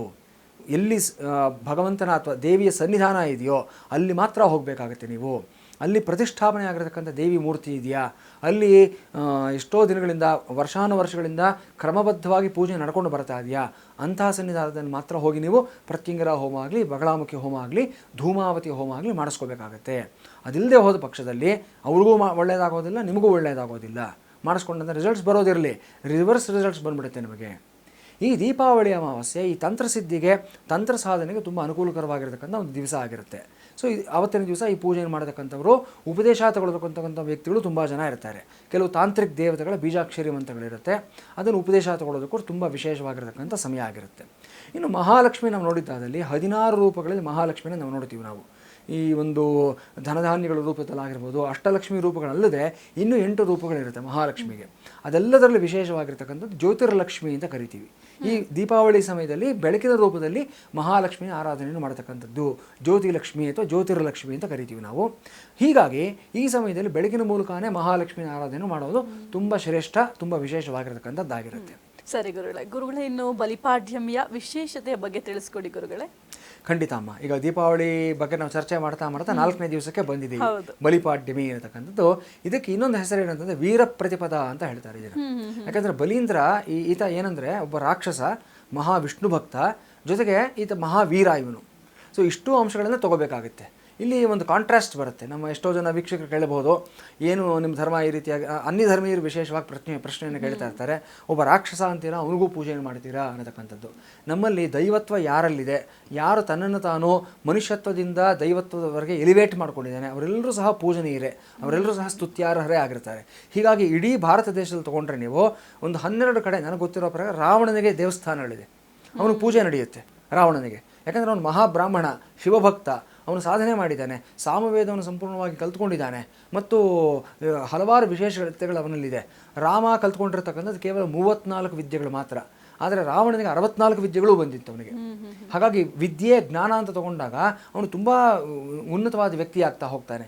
ಅವನಲ್ಲಿರೋ ಒಳ್ಳೆಯ ಗುಣಗಳನ್ನು ಪೂಜನೀಯವಾಗಿ ತಗೊಂಡು ಅವನಿಗೆ ದೇವಸ್ಥಾನವನ್ನು ಕಟ್ಟಿರ್ತಕ್ಕಂಥ ಒಂದು ಸನಾತನ ಧರ್ಮ ನಮ್ಮದಾಗಿರುತ್ತೆ. ಇದೇ ಒಂದು ಪರಂಪರೆಯನ್ನು ನಾವು ಮುಂದುವರಿಸ್ಕೊಂಡು ಬಂದು ಬಲೀಂದ್ರನಿಗೂ ಸಹ ಪೂಜೆಯನ್ನು ಮಾಡ್ತಾ ಇದ್ದೀವಿ. ಅವನು ರಾಕ್ಷಸನಾದರೂ ಸಹ ಅವನು ಪೂಜನೀಯ ಅನ್ನತಕ್ಕಂಥದ್ದು. ಸೊ ಈ ಸೂಕ್ಷ್ಮಗಳೆಲ್ಲ ನಮ್ಮ ವೀಕ್ಷಕರು ಅರ್ಥ ಮಾಡ್ಕೋಬೇಕಾಗುತ್ತೆ. ಬಲೀಂದ್ರ ಪೂಜಾ ಅನ್ನೋದು ಯಾಕೆ ಪ್ರಾರಂಭ ಆಯಿತು ಅಂತಂದರೆ, ಇವನು ಬಲಿ ಚಕ್ರವರ್ತಿ ಆಗಿರ್ತಾನೆ. ಚಕ್ರವರ್ತಿ ಅಂದರೆ ಇಡೀ ಭೂಮಂಡಲವನ್ನು ಆಳತಕ್ಕಂಥವನು. ಇಲ್ಲಿ ರಾಜ, ಮಹಾರಾಜ, ಚಕ್ರವರ್ತಿ, ಸಾರ್ವಭೌಮ ಅನ್ನೋ ಬೇರೆ ಬೇರೆ ಹೆಸರುಗಳೆಲ್ಲ ಸಹ ಬರುತ್ತೆ. ಚಕ್ರವರ್ತಿ ಸ್ವರೂಪಾಯ ಸಾರ್ವಭೌಮಾಯ ಮಂಗಳಂ ಅಂತ ಶ್ರೀರಾಮಚಂದ್ರನಿಗೆ ಹೇಳ್ತೀವಿ ನಾವು. ಅವನೊಬ್ಬನೇ ಚಕ್ರವರ್ತಿನೂ ಅವನೇ, ಸಾರ್ವಭೌಮನೂ ಅವನೇ. ಅಂದರೆ ಕೇವಲ ಭೂಮಂಡಲ ಮಾತ್ರ ಅಲ್ಲದೆ ಎಲ್ಲ ಲೋಕಗಳಿಗೂ ಅಧಿಪತಿ ಯಾರಾಗಿರ್ತಾನೆ ನಾವು ಸಾರ್ವಭೌಮ, ಎಲ್ಲ ಭೂಮಿಗಳಿಗೂ ಒಡೆಯನ ಯಾರಿರ್ತಾನೆ ನಾವು ಸಾರ್ವಭೌಮ ಅಂತ ಹೇಳ್ತೀವಿ ನಾವು. ಬಲಿಚಕ್ರವರ್ತಿ ಬಂದು ಚಕ್ರವರ್ತಿ ಆಗಿರ್ತಾನೆ, ಮಹಾರಾಜರ ನೆಕ್ಸ್ಟ್ ಲೆವೆಲ್ ಆಗಿರ್ತಕ್ಕಂಥವನು. ಈ ಬಲೀಂದ್ರನಿಗೆ ಒಂದು ಆಸೆ ಇರುತ್ತೆ, ಅವನ ಅರ್ಹತೆಗೆ ಮೀರಿರತಕ್ಕಂಥ ಆಸೆ. ಇಂದ್ರಲೋಕ ನನ್ನದಾಗಬೇಕು, ಇಂದ್ರ ಪದವಿ ನನ್ನದಾಗಬೇಕು, ನಾನು ಅಲ್ಲೂ ರಾಜ್ಯಭಾರ ಮಾಡಬೇಕು. ನೀವು ಚಕ್ರವರ್ತಿ ಆಗಿದ್ದಾನೆ, ಇಡೀ ಭೂಮಂಡಲ ಅವನ ಕಂಟ್ರೋಲಲ್ಲಿದೆ. ನಳ ಚಕ್ರವರ್ತಿ, ಯುಧಿಷ್ಠಿರ ಚಕ್ರವರ್ತಿ, ಇವರೆಲ್ಲರೂ ಸಹ ನಹುಷ ಚಕ್ರವರ್ತಿ. ಅಂದರೆ ಇಡೀ ಭೂಮಂಡಲ ಒಂದಷ್ಟು ಕಾಲದವರೆಗೂ ಸಹ ಇವರ ಅಧೀನದಲ್ಲಿತ್ತು ಅನ್ನತಕ್ಕಂಥದ್ದು. ಈಗ ಇಡೀ ಇಂಡಿಯಾಗೆ ನಾನು ಪ್ರೈಮ್ ಮಿನಿಸ್ಟರ್ ಆಗಿರ್ತೀನಿ, ನನಗೆ ತೃಪ್ತಿ ಇಲ್ಲ, ಅಮೆರಿಕಾಗೂ ನಾನು ಪ್ರೈಮ್ ಮಿನಿಸ್ಟರ್ ಆಗಬೇಕು, ಪಾಕಿಸ್ತಾನಗೂ ನಾನು ಪ್ರೈಮ್ ಮಿನಿಸ್ಟರ್ ಆಗಬೇಕು ಅಂದರೆ ದುರಾಸೆ ಅಂತ ಹೇಳಬೇಕಾಗುತ್ತೆ ನಾವು, ಅಲ್ವಾ? ಅದೇ ಥರ ಈ ಬಲೀಂದ್ರ ಮಾಡಿರ್ತಕ್ಕಂಥ ದಯ ತಪ್ಪಾಗಿರುತ್ತೆ. ಇಡೀ ಭೂಮಂಡಲಕ್ಕೆ ಚಕ್ರವರ್ತಿ ಆಗಿದ್ದರೂ ಸಹ ಸಾಲದು, ಇಂದ್ರಲೋಕನೂ ನನಗೇ ಬೇಕು ಅಂತ ಹೇಳಿ ಅದನ್ನು ಬಲವಂತವಾಗಿ ಪಡ್ಕೊಂಡ್ಬಿಡ್ತಾನೆ. ಶಕ್ತಿ ಇದೆ ಅವನ ಹತ್ರ, ಪವರ್ ಇದೆ, ಫೋರ್ಸ್ ಇದೆ.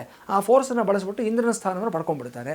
ಇದು ದುರಾಚಾರ ಆಗುತ್ತೆ. ಹಾಗಾಗಿ ವಿಷ್ಣು ವಾಮನನ ಅವತಾರವನ್ನು ತಾಳ್ತಾನೆ. ಬಂದು ಈ ಬಲೀಂದ್ರನಿಗೆ ಅವನ ತಪ್ಪನ ಅರಿವನ್ನು ಮಾಡಿಸೋದಕ್ಕೋಸ್ಕರವಾಗಿ ಅವನು ಯಾಗ ಮಾಡ್ತಾ ಇರೋ ಸಂದರ್ಭದಲ್ಲಿ ಬಂದು ಒಂದು ಭಿಕ್ಷೆಯನ್ನು ಕೇಳ್ತಾನೆ, ಇವನಿಂದ ದಾನವನ್ನು ಕೇಳ್ತಾನೆ. ಏನು ಬೇಕು ಅಂದರೆ ನನಗೆ 3 ಪಾದದಷ್ಟು ನನಗೆ ಜಾಗ ಕೊಡು ಅಂತ ಕೇಳ್ತಾನೆ. ಶುಕ್ರಾಚಾರ್ಯ ಹೇಳ್ತಾನೆ, ಇದೇನೋ ಮೋಸ ಇದೆ, ಕಪಟ ಇದೆ, ಇವನು ನೋಡಿದ್ರೆ ಸಣ್ಣ ಬಾಲಕ ಇವನು ಬಂದ್ಬಿಟ್ಟು 3 ಪಾದದಷ್ಟು ಭೂಮಿ ಕೇಳ್ತಾನೆ, ಇದ್ರ ಹಿಂದೆ ಏನೋ ಕುತಂತ್ರ ಇದೆ, ಕೊಡಬೇಡ ಅಂತ ಹೇಳ್ತಾನೆ. ಬಲೀಂದ್ರ ಒಪ್ಪೋದಿಲ್ಲ. ಯಾಗ ನಡೆಯೋ ಸಮಯದಲ್ಲಿ ಬಂದ್ಬಿಟ್ಟು ಒಬ್ಬ ಬ್ರಾಹ್ಮಣ ನನಗೆ ದಾನ ಕೇಳ್ತಾ ಇದ್ದಾನೆ, ಇಲ್ಲ ಅಂತ ಹೇಳೋದಕ್ಕಾಗೋದಿಲ್ಲ, ಕೊಟ್ಬಿಡ್ತೀನಿ ಅಂತ ಹೇಳಿ ಕೊಟ್ಟುಬಿಡ್ತಾನೆ. ಕೊಟ್ಟಾಗ ತಕ್ಷಣ ಏನಾಗುತ್ತೆ, ವಾಮನ ತ್ರಿವಿಕ್ರಮನಾಗ್ತಾನೆ. ಅಂದರೆ ಇಡೀ ಬ್ರಹ್ಮಾಂಡವನ್ನು ವ್ಯಾಪಿಸ್ಕೊಂಡಿರ್ತಕ್ಕಂಥ ರೂಪ ಏನಿದೆ, ಆ ಜೈಜಾಂಟಿಕ್ ಫಾರ್ಮ್ ಏನಿದೆ, ಅದಕ್ಕೆ ತ್ರಿವಿಕ್ರಮ ಅಂತ ಹೇಳ್ತೀವಿ. ಸಣ್ಣ ರೂಪದಿಂದ ದೊಡ್ಡ ರೂಪಕ್ಕೆ ಬೆಳೆಯತಕ್ಕಂಥದ್ದು ಅಂತ. ಅಷ್ಟಸಿದ್ಧಿಗಳು ಅಂತ ಇರುತ್ತೆ. ಅಣಿಮ, ಮಹಿಮ, ಗರಿಮ, ಲಘಿಮ, ಪ್ರಾಪ್ತಿ, ಪ್ರಾಕಾಮ್ಯ, ಈಶಿತ್ವ, ವಶಿತ್ವ ಅಂತ. ಅಷ್ಟಸಿದ್ಧಿಗಳನ್ನೂ ಸಹ ಕರಗತ ಮಾಡ್ಕೊಂಡಿರ್ತಕ್ಕಂಥ ಯಾರು ಅಂದರೆ ಆಂಜನೇಯ ಒಬ್ಬನೇ. ಅದು ಬಿಟ್ಟರೆ ಪರಮಾತ್ಮ ಮಹಾವಿಷ್ಣುವಿಗೆ ಅಷ್ಟಸಿದ್ಧಿಗಳು ಅವನೆಲ್ಲ ಸದಾಕಾಲ ಇರುತ್ತೆ. ಸೊ ಅಣಿಮಾ ರೂಪದಲ್ಲಿ ತುಂಬ ಸಣ್ಣ ರೂಪದಲ್ಲಿ ಬಂದು ಮಹಿಮಾ ಗರಿಮ ಆಗಿ ಬೆಳೆದಿರತಕ್ಕಂಥವನು ಈ ವಾಮನ ಅವತಾರದ ಹಿಂದೆ ಇರತಕ್ಕಂಥ ಒಂದು ತತ್ವ ಆಗಿರುತ್ತೆ. ಸೊ ಬಾಲಕನ ರೂಪದಲ್ಲಿ ಬಂದು ತ್ರಿವಿಕ್ರಮನಾಗ್ತಾನೆ ವಾಮನ. ಆಗ ಅವನು ಒಂದು ಹೆಜ್ಜೆಯನ್ನು ತೊಗೊಂಡುಬಿಟ್ಟು ಒಂದು ಪಾದದಲ್ಲಿ ಇಡೀ ಭೂಮಂಡಲವನ್ನು ವ್ಯಾಪ್ತಿ ಮಾಡ್ಕೊಂಡ್ಬಿಡ್ತಾನೆ. ಅವನು ಇಡೀ ಒಂದು ಪಾದ ಇಡೀ ಭೂಮಂಡಲ ಕವರ್ ಆಗೋಯಿತು. ಈ ಬಲಿಚಕ್ರವರ್ತಿಯ ಒಂದು ಅಧೀನದಲ್ಲಿ ಅವನ ಆಳ್ವಿಕೆಯಲ್ಲಿರ್ತಕ್ಕಂಥ ಇಡೀ ಭೂಮಂಡಲ ಆಗಿರುತ್ತೆ. ಒಂದು ಪಾದ ಕವರ್ ಆಗೋಯಿತು. ಎರಡನೇ ಪಾದ ಏನು ಮಾಡಬೇಕು, ಇವನು ಬಲವಂತವಾಗಿ ಕಿತ್ಕೊಂಡಿರ್ತಕ್ಕಂಥ ಸ್ವರ್ಗಲೋಕ, ಇಂದ್ರನ ಲೋಕ ಅಲ್ಲಿಡ್ತಾನೆ ವಾಮನ. ಎರಡೂ ಲೋಕ ಇವಂದಾಗೋಯಿತು. ಈಗ ಕೇಳ್ತಾನೆ, ನಿನ್ನ ಸುಪರ್ದಿನಲ್ಲಿ ನಿನ್ನ ಕಂಟ್ರೋಲ್ನಲ್ಲಿರ್ತಕ್ಕಂಥದ್ದು ಎರಡು ಲೋಕಗಳಿತ್ತು, ಇಡೀ ಭೂಮಂಡಲ, ಇನ್ನೊಂದು ಸ್ವರ್ಗಲೋಕ, ಎರಡು ಪಾದಗಳಲ್ಲಿ ಬಂದು ಹೋಯಿತು, ಇನ್ನು ಮೂರನೇ ಪಾದ ಎಲ್ಲಿಡಲಿ, ಇನ್ನಂತರ ಕೊಡೋದಕ್ಕೆ ಇನ್ನೇನಿದೆ ಅಂತ ಕೇಳ್ತಾನೆ. ಆಗ ಬಲಿಚಕ್ರವರ್ತಿಗೆ ಅವನ ತಪ್ಪು ಅರಿವಾಗುತ್ತೆ. ಕೇಳ್ತಾನೆ, ಭಗವಂತ ನನಗೆ ಗೊತ್ತಾಯ್ತು ನೀನು ಯಾರು ಅಂತ ಅಂದ್ಬಿಟ್ಟು, ಸಾಕ್ಷಾತ್ ಶ್ರೀಮನ್ ಮಹಾವಿಷ್ಣುವೇ ಬಂದಿದ್ದೀಯಾ ನೀನು, ಮೂರನೇ ಪಾದ ಎಲ್ಲೂ ಬೇಡ ಸ್ವಾಮಿ, ನಾನು ತಲೆ ಮೇಲಿಡು ಅಂತ ಹೇಳ್ತಾನೆ. ಅಲ್ಲಿಗೆ ಅವನಲ್ಲಿರ್ತಕ್ಕಂಥ ಅಹಂಕಾರ ನಾಶವಾಯಿತು ಅಂತ. ಬಲೀಂದ್ರ, ಈ ವಾಮನನ ಅವತಾರವೇ ಬಲೀಂದ್ರನಲ್ಲಿರ್ತಕ್ಕಂಥ ಅಹಂಕಾರವನ್ನು ಅವನ ಈಗೋನ ಕಂಪ್ಲೀಟಾಗಿ ನಿರ್ನಾಮ ಮಾಡೋದಕ್ಕೋಸ್ಕರ ಬಂದಿರತಕ್ಕಂಥದ್ದು ಅಂತ.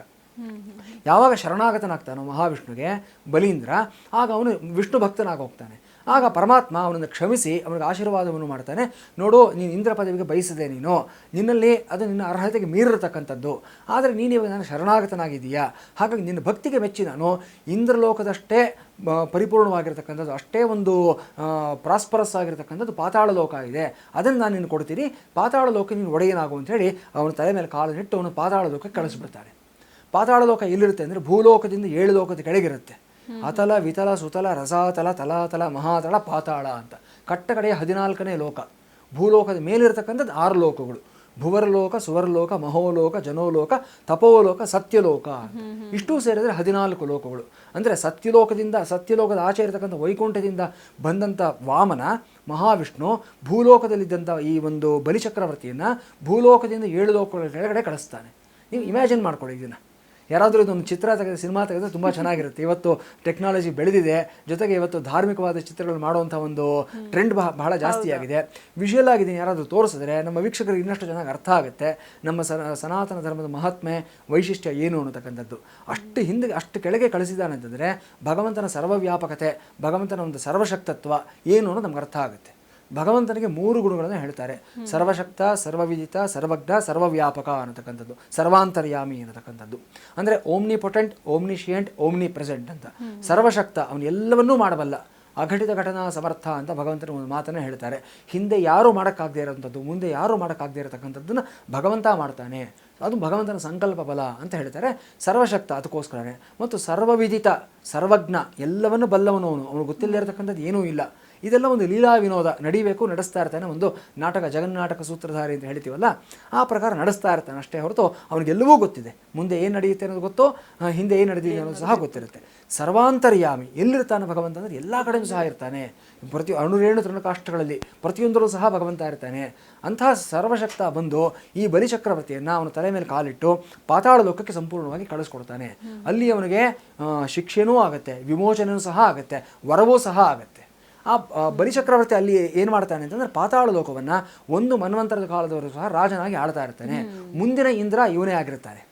ಈ ಇಂದ್ರ ಪದವಿ ಅನ್ನೋದು ಇದೆಯಲ್ಲ, ಇಲ್ಲಿ ಅದಕ್ಕೆ ಅವನು ಬಲೀಂದ್ರ ಅನ್ನೋ ಹೆಸರನ್ನ ಕೊಡ್ತೀವಿ ನಾವು ಅವನಿಗೆ.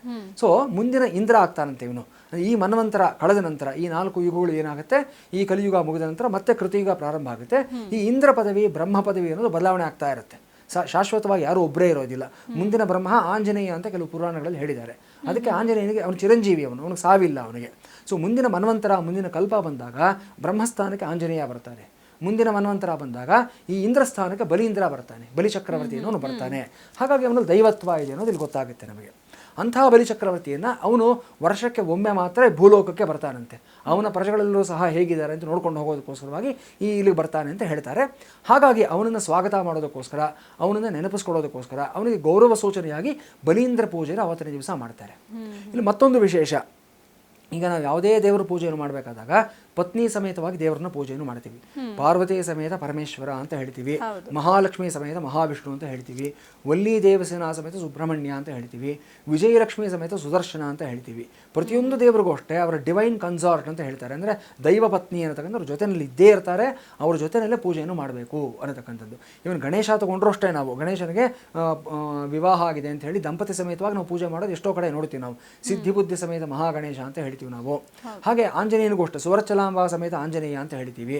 ಪ್ರತಿಯೊಂದು ದೇವರು ಅಷ್ಟೇ ಆ ಗಂಡು ತತ್ವದಲ್ಲಿ, ಗಂಡು ರೂಪದಲ್ಲಿ ಪರಿಪೂರ್ಣತೆ ಅನ್ನೋದು ಯಾವಾಗ ಬರುತ್ತೆ ಅಂತಂದರೆ ಆತನ ಜೊತೆಯಲ್ಲಿ ಮತ್ತೊಂದು ಸ್ತ್ರೀ ರೂಪ ಇದ್ದಾಗ ಮಾತ್ರ. ಹೀಗಾಗಿ ನರಸಿಂಹ ಸ್ವಾಮಿಯ ಜೊತೆಯಲ್ಲೂ ಲಕ್ಷ್ಮಿಯನ್ನು ನೋಡ್ತೀವಿ ನಾವು.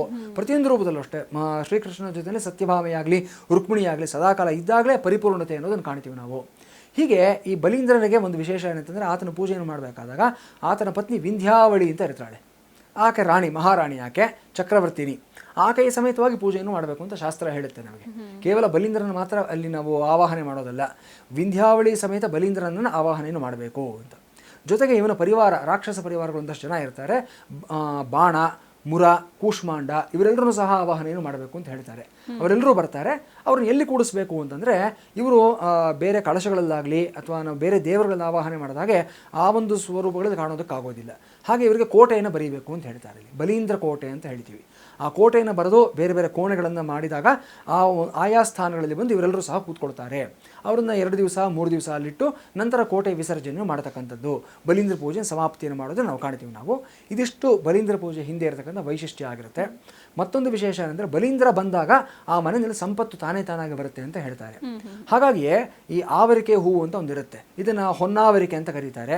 ಆ ಹೂವನ್ನು ತಗೊಂಡು ಬಂದು ಮನೆಯಲ್ಲಿ ಹಿಂದಿನ ಕಾಲದಲ್ಲಿ ಬಲೀಂದ್ರ ಪೂಜೆ ಮಾಡುವಾಗ ಪೂಜೆ ಎಲ್ಲ ಮುಗಿದ ಮೇಲೆ ಮನೆಯ ಒಂದು ಕೋಣೆಯಿಂದ, ಒಂದು ಮೂಲೆಯಿಂದ ಪ್ರಾರಂಭ ಮಾಡಿ ಇಡೀ ಮನೆಗೆ ವೃತ್ತಾಕಾರದಲ್ಲಿ, ಅಂದರೆ ಸರ್ಕ್ಯುಲರ್ ಕ್ಲಾಕ್ ವೈಸ್ ಫಾರ್ಮ್ನಲ್ಲಿ ಆವರಿಕೆ ಹೂವು ಎಲ್ಲ ಕಡೆ ಹಾಕ್ಕೊಂಡು ಹೋಗ್ತಾರೆ. ಅದನ್ನು ಹಾಕುವಾಗ ಹೊನ್ನು ಅಂತ ಹೇಳ್ತಾ ಇರ್ತಾರೆ ಮನೆಯಲ್ಲಿ. ಅಂದರೆ ಮನೆಯೆಲ್ಲವೂ ಸಹ ಸಂಪದ್ಭರಿತವಾಗಲಿ, ನಮ್ಮ ಮನೆ ಸದಾಕಾಲ ಮಹಾಲಕ್ಷ್ಮಿಯ ಒಂದು ಆವಾಸ ಸ್ಥಾನ ಇರಲಿ ಅನ್ನೋ ಒಂದು ಭಾವನೆಯಿಂದ ಬಲೀಂದ್ರ ಪೂಜೆಯನ್ನು ಮಾಡೋದ್ರಿಂದ ನಮ್ಮ ಮನೆ ಸಂಪತ್ತು ಸದಾಕಾಲ ಶಾಶ್ವತವಾಗಿರುತ್ತೆ, ಯಾವುದೇ ಸಮಯದಲ್ಲೂ ಸಹ ದಾರಿದ್ರ್ಯ ಅನ್ನೋದು ಬರೋದಿಲ್ಲ ಅನ್ನೋದು ಇದ್ರ ಹಿಂದೆ ಇರತಕ್ಕಂಥ ವೈಶಿಷ್ಟ್ಯ ಆಗಿರುತ್ತಮ್ಮ. ಗುರುಗಳೇ, 4 ದಿನದ ಅಂದರೆ ದೀಪಾವಳಿಯ ಏನು 5 ದಿನ ನಾವು ಹಬ್ಬವನ್ನು ಆಚರಣೆ ಮಾಡ್ತೀವಿ, ಅದರ 4 ದಿನದ ಮಹತ್ವವನ್ನು ಸವಿಸ್ತಾರವಾಗಿ ತಿಳಿಸ್ಕೊಟ್ರಿ. ಈಗ 5ನೇ ದಿನ, ಈ 5ನೇ ದಿನದ ಮಹತ್ವ ಏನು, ಇದನ್ನು ನಾವು ಯಾವ ರೀತಿ ಆಚರಣೆ ಮಾಡಬೇಕಾಗತ್ತೆ, ಆಚರಣೆಯ ಹಿನ್ನೆಲೆ ಏನು ಗುರುಗಳೇ? ಖಂಡಿತ ಅಮ್ಮ. 5ನೇ ದಿವಸ ಬಂದು ಇದನ್ನು ಯಮದ್ವಿತೀಯ ಅಂತ ಕರಿತೀವಿ, ಯಮುನಾ ದ್ವಿತೀಯ ಅಂತಲೂ ಸಹ ಕರೀತಾರೆ, ಭ್ರಾತೃದ್ವಿತೀಯ, ಭಗಿನಿ ದ್ವಿತೀಯ, ಸೋದರ ಬಿದಿಗೆ, ಈ ರೀತಿ ಬೇರೆ ಬೇರೆ ಹೆಸರುಗಳಲ್ಲೂ ಸಹ ಇದೆ. ಅಚ್ಚ ಕನ್ನಡದಲ್ಲಿ ಹೇಳಬೇಕು ಅಂದರೆ ಸೋದರ ಬಿದಿಗೆ ಅಂತ ಹೇಳ್ತಾರೆ ಇದನ್ನು. ಸೊ ಇದರ ವೈಶಿಷ್ಟ್ಯ ಏನು, ಹಿನ್ನೆಲೆ ಏನು ಅಂತಂದರೆ, ಯಮುನೆ ಅಂದರೆ ಯಮನ ತಂಗಿ ಆಗಿರತಕ್ಕಂಥವಳು ಸೋದರಿ, ಈಕೆ ಯಮನನ್ನು ಅವತ್ತಿನ ದಿವಸ ಊಟಕ್ಕೆ ಕರೀತಾಳಂತೆ. ಒಂದೇ ದಿವಸ, ಅಣ್ಣ ಇವತ್ತು ಮನೆಗೆ ಬಾ, ನಾನು ಇನ್ನೊಂದು ನಿನಗೋಸ್ಕರ ಅಂತ ಒಂದು ವಿಶೇಷವಾದ ಖಾದ್ಯಗಳೆಲ್ಲ ಮಾಡಿದ್ದೀನಿ, ಊಟ ಮಾಡ್ಕೊಂಡು ಹೋಗು ಅಂತ. ಯಮ ಬಂದು ಆಕೆ ಮಾಡಿರ್ತಕ್ಕಂಥ ಊಟವನ್ನೆಲ್ಲ ಮಾಡಿ ತುಂಬ ಸಂತೃಪ್ತಿಯಾಗಿ ಯಮುನೆಗೆ ಆಶೀರ್ವಾದವನ್ನು ಮಾಡ್ತಾರಂತೆ.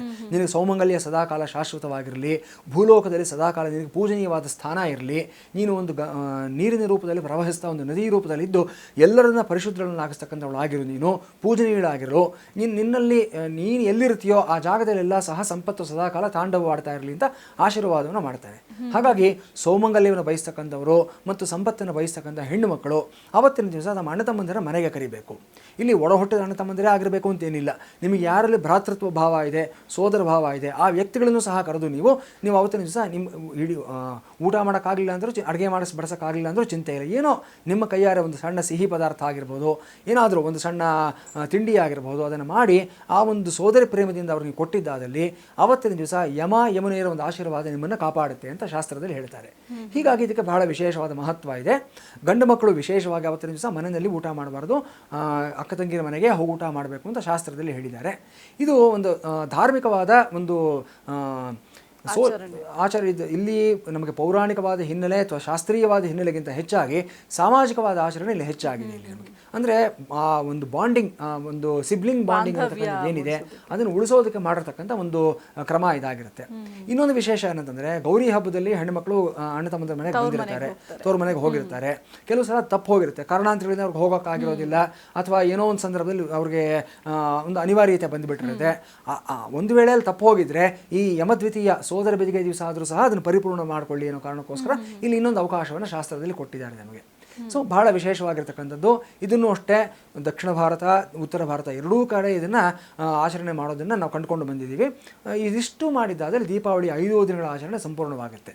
ಇದ್ರ ಜೊತೆಯಲ್ಲಿ ಒಂದಷ್ಟು ಸಾಮಾಜಿಕವಾದ ಪದ್ಧತಿಗಳು, ಕ್ರಮಗಳು ಇವೆಲ್ಲವೂ ಸಹ ನಾವು ನೋಡ್ತೀವಿ. ಮುಖ್ಯವಾಗಿ ಪಟಾಕಿ ಸಿಡಿಸ್ತಕ್ಕಂಥದ್ದು. ಸೊ ಪಟಾಕಿ ಇಲ್ಲದೆ ಹೋದರೆ ಸಂಭ್ರಮ ಕಂಪ್ಲೀಟ್ ಆಗೋದಿಲ್ಲ. ಯಾಕಂದರೆ ಲೈಟು ಮತ್ತು ಸೌಂಡ್ ಎರಡೂ ಸಹ ಒಟ್ಟಿಗೆ ಟ್ರಾವೆಲ್ ಮಾಡುತ್ತೆ. ಈವನ್ ಸೈನ್ಸ್ ಕೂಡ ಅದನ್ನು ಹೇಳುತ್ತೆ. ಸೊ ಬರೀ ಬೆಳಕನ್ನು ಇಟ್ಕೊಂಡಿದ್ರೆ ಆಗೋದಿಲ್ಲ, ಅಲ್ಲಿ ಒಂದು ಶಬ್ದ ಅನ್ನೋದು ಸಹ ಜನಿತವಾಗಬೇಕಾಗುತ್ತೆ.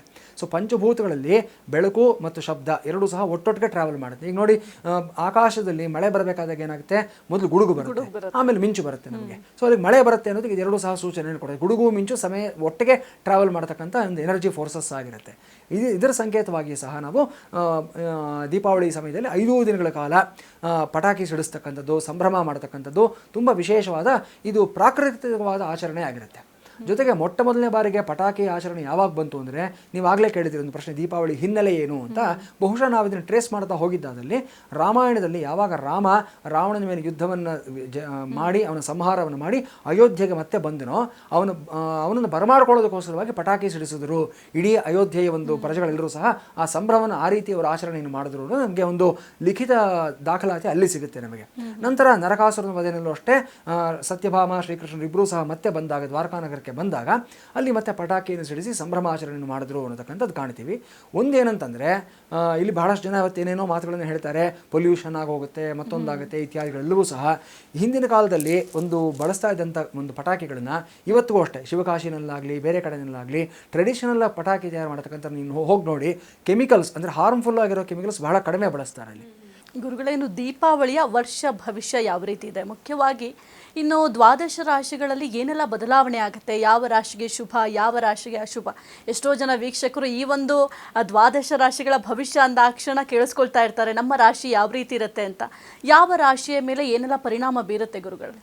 ಖಂಡಿತ ಅಮ್ಮ, ಇದ್ರ ಚಿಂತನೆ ನಾವು ಮಾಡಲೇಬೇಕು. ಯಾಕಂದರೆ ದ್ವಾದಶ ರಾಶಿಗಳ ಫಲಾಫಲಗಳು ಹೇಳಿದೆ ಹೋದ ಪಕ್ಷದಲ್ಲಿ ಯಾವುದೇ ಧಾರ್ಮಿಕ ಕಾರ್ಯಕ್ರಮ ಅಥವಾ ಸಾಂಸ್ಕೃತಿಕ ಕಾರ್ಯಕ್ರಮ ಪರಿಪೂರ್ಣವಾಗೋದಿಲ್ಲ. ಸೊ ಮೊದಲನೇದಾಗಿ ಮೇಷರಾಶಿ ಬಗ್ಗೆ ಚಿಂತನೆಯನ್ನು ಮಾಡೋಣ. ಮೇಷರಾಶಿಯವರಿಗೆ ಪ್ರಮುಖವಾಗಿ ಈ ವರ್ಷದಲ್ಲಿರತಕ್ಕಂಥ ಗ್ರಹಗತಿಗಳನ್ನು ನೋಡಿದ್ರೆ ಅದರ ಫಲಾಫಲಗಳೇನು ಅನ್ನೋದು ಗೊತ್ತಾಗುತ್ತೆ ನಮಗೆ. ಮೇಷರಾಶಿನವರಿಗೆ ಇಡೀ ವರ್ಷದಲ್ಲಿ ದ್ವಾದಶದಲ್ಲಿ ಅಂದರೆ 12ನೇ ಮನೆ ಸಂಚಾರ ಮಾಡ್ತಾ ಇರತಕ್ಕಂಥ ಶನೈಶ್ಚರ ಮತ್ತು ಜೂನ್ವರೆಗೂ ಸಹ 3ನೇ ಮನೆಯಲ್ಲಿ ಸಂಚಾರ ಮಾಡ್ತಾ ಇರತಕ್ಕಂಥ ಕರ್ಕಾಟಕದಲ್ಲಿ ಅಂದರೆ 3ನೇ ಮನೆಯಲ್ಲಿ ಸಂಚಾರ ಮಾಡ್ತಾ ಇರ್ತಕ್ಕಂಥ ಈ ಒಂದು ಗುರುವನ್ನು ನಾವು ನೋಡ್ತೀವಿ ನಾವು. ಅಂದರೆ ಮೇಷರಾಶಿಯಿಂದ 3ನೇ ಮನೆ ಆಗುತ್ತೆ ಮಿಥುನ ರಾಶಿಯಲ್ಲಿ. ನಂತರ ಕರ್ಕಾಟಕದಲ್ಲಿ 4ನೇ ಮೇಲೆ ಸಂಚಾರ ಮಾಡೋದನ್ನು ಕಾಣ್ತೀವಿ. 5ನೇ ಮನೆಯಲ್ಲಿ ಕೇತು ಇರತಕ್ಕಂಥದ್ದು, 11ನೇ ಮೇಲೆ ರಾಹು ಇರತಕ್ಕಂಥದ್ದು ನೋಡ್ತಾ ಇದ್ದೀವಿ ನಾವು.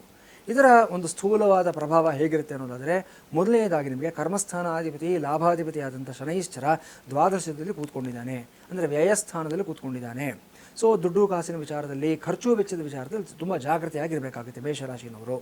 ಜೊತೆಗೆ ನಿಮಗೆ 7.5 ನಡೀತಾ ಇದೆ. ಒಂದು ವೇಳೆ ನಿಮ್ಮ ಜೀವನದಲ್ಲಿ ಇದು ಮೊದಲನೇ ಬಾರಿ ಬಂದಿರತಕ್ಕಂಥ 7.5 ಆಗಿದ್ದಲ್ಲಿ ತುಂಬ ಜಾಗೃತಿಯಿಂದ ಇರಬೇಕಾಗುತ್ತೆ.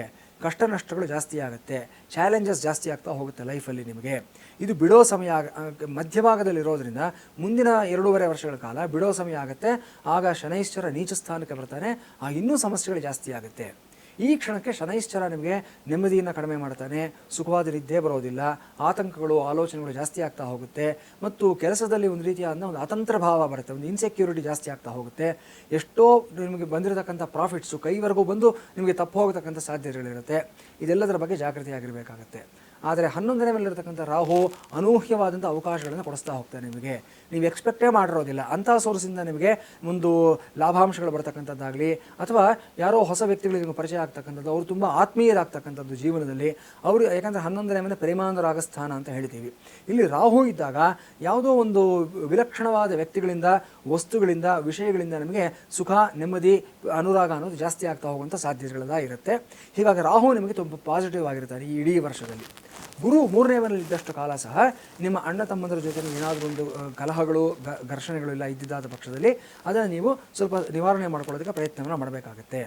ಹಾಗೆ ಪರಾಕ್ರಮ ಸ್ಥಾನವೂ ಆಗಿರೋದ್ರಿಂದ ಇಲ್ಲಿ ಗುರು ನಿಮಗೆ ವ್ಯಯಾಧಿಪತಿ ಭಾಗ್ಯಾಧಿಪತಿ ಎರಡೂ ಆಗಿ 3ನೇ ಮನೆಯಲ್ಲಿರೋದ್ರಿಂದ ನೀವು ಆಡೋ ಮಾತಿನ ಬಗ್ಗೆ ಎಚ್ಚರಿಕೆಯಿಂದ ಇರಬೇಕಾಗತ್ತೆ. ನಿಮ್ಮ ಸಲ್ಲದ ಸಂದರ್ಭಗಳಲ್ಲಿ ನಿಮ್ಮ ಒಂದು ದರ್ಪ ಆಗಲಿ, ಕೋಪ ಆಗಲಿ, ಇದನ್ನು ತೋರಿಸೋದಕ್ಕೆ ಹೋಗಿ ನೀವು ಸಮಸ್ಯೆಗಳನ್ನು ನೀವೇ ತಂದುಕೊಳ್ತಕ್ಕಂಥ ಸಾಧ್ಯತೆ ಇರುತ್ತೆ. ಎಚ್ಚರಿಕೆಯಾಗಿರಬೇಕಾಗುತ್ತೆ. ಜೂನ್ ನಂತರ ಗುರು 4ನೇ ಮನೆಗೆ ಬಂದಾಗ, ಸುಖಸ್ಥಾನಕ್ಕೆ ಬಂದಾಗ ವಿಶೇಷವಾಗಿ ವಿದ್ಯಾರ್ಥಿಗಳಿಗೆ ತುಂಬ ಅನುಕೂಲ ಆಗುತ್ತೆ. ನಿಮ್ಮ ವಿದ್ಯಾಭ್ಯಾಸದಲ್ಲಿ ತುಂಬ ಒಳ್ಳೆ ಪ್ರಗತಿಯನ್ನು ಕಾಣ್ತೀರಾ ನೀವು.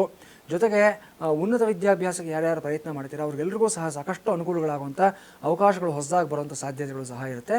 ಸುಖಸ್ಥಾನದಲ್ಲಿ ಉಚ್ಚಗುರು ಇರೋದರಿಂದ ಈ ಸಮಯದಲ್ಲಿ ಭಾಗ್ಯ ಅನ್ನೋದು ನಿಮ್ಮನ್ನು ಹುಡ್ಕೊಂಡು ಬರುತ್ತೆ. ನೀವು ಇದ್ದ ಸ್ಥಾನದಲ್ಲೇ, ಇದ್ದ ಜಾಗದಲ್ಲೇ ನೀವು ನೆಮ್ಮದಿಯಾಗಿ ಕೆಲಸಗಳನ್ನು ಮಾಡ್ಕೊಂಡು ಹೋಗ್ತಕ್ಕಂಥ ಒಂದು ಅನುಕೂಲವನ್ನು ಸಹ ಪಡ್ಕೊಳ್ತೀರಾ.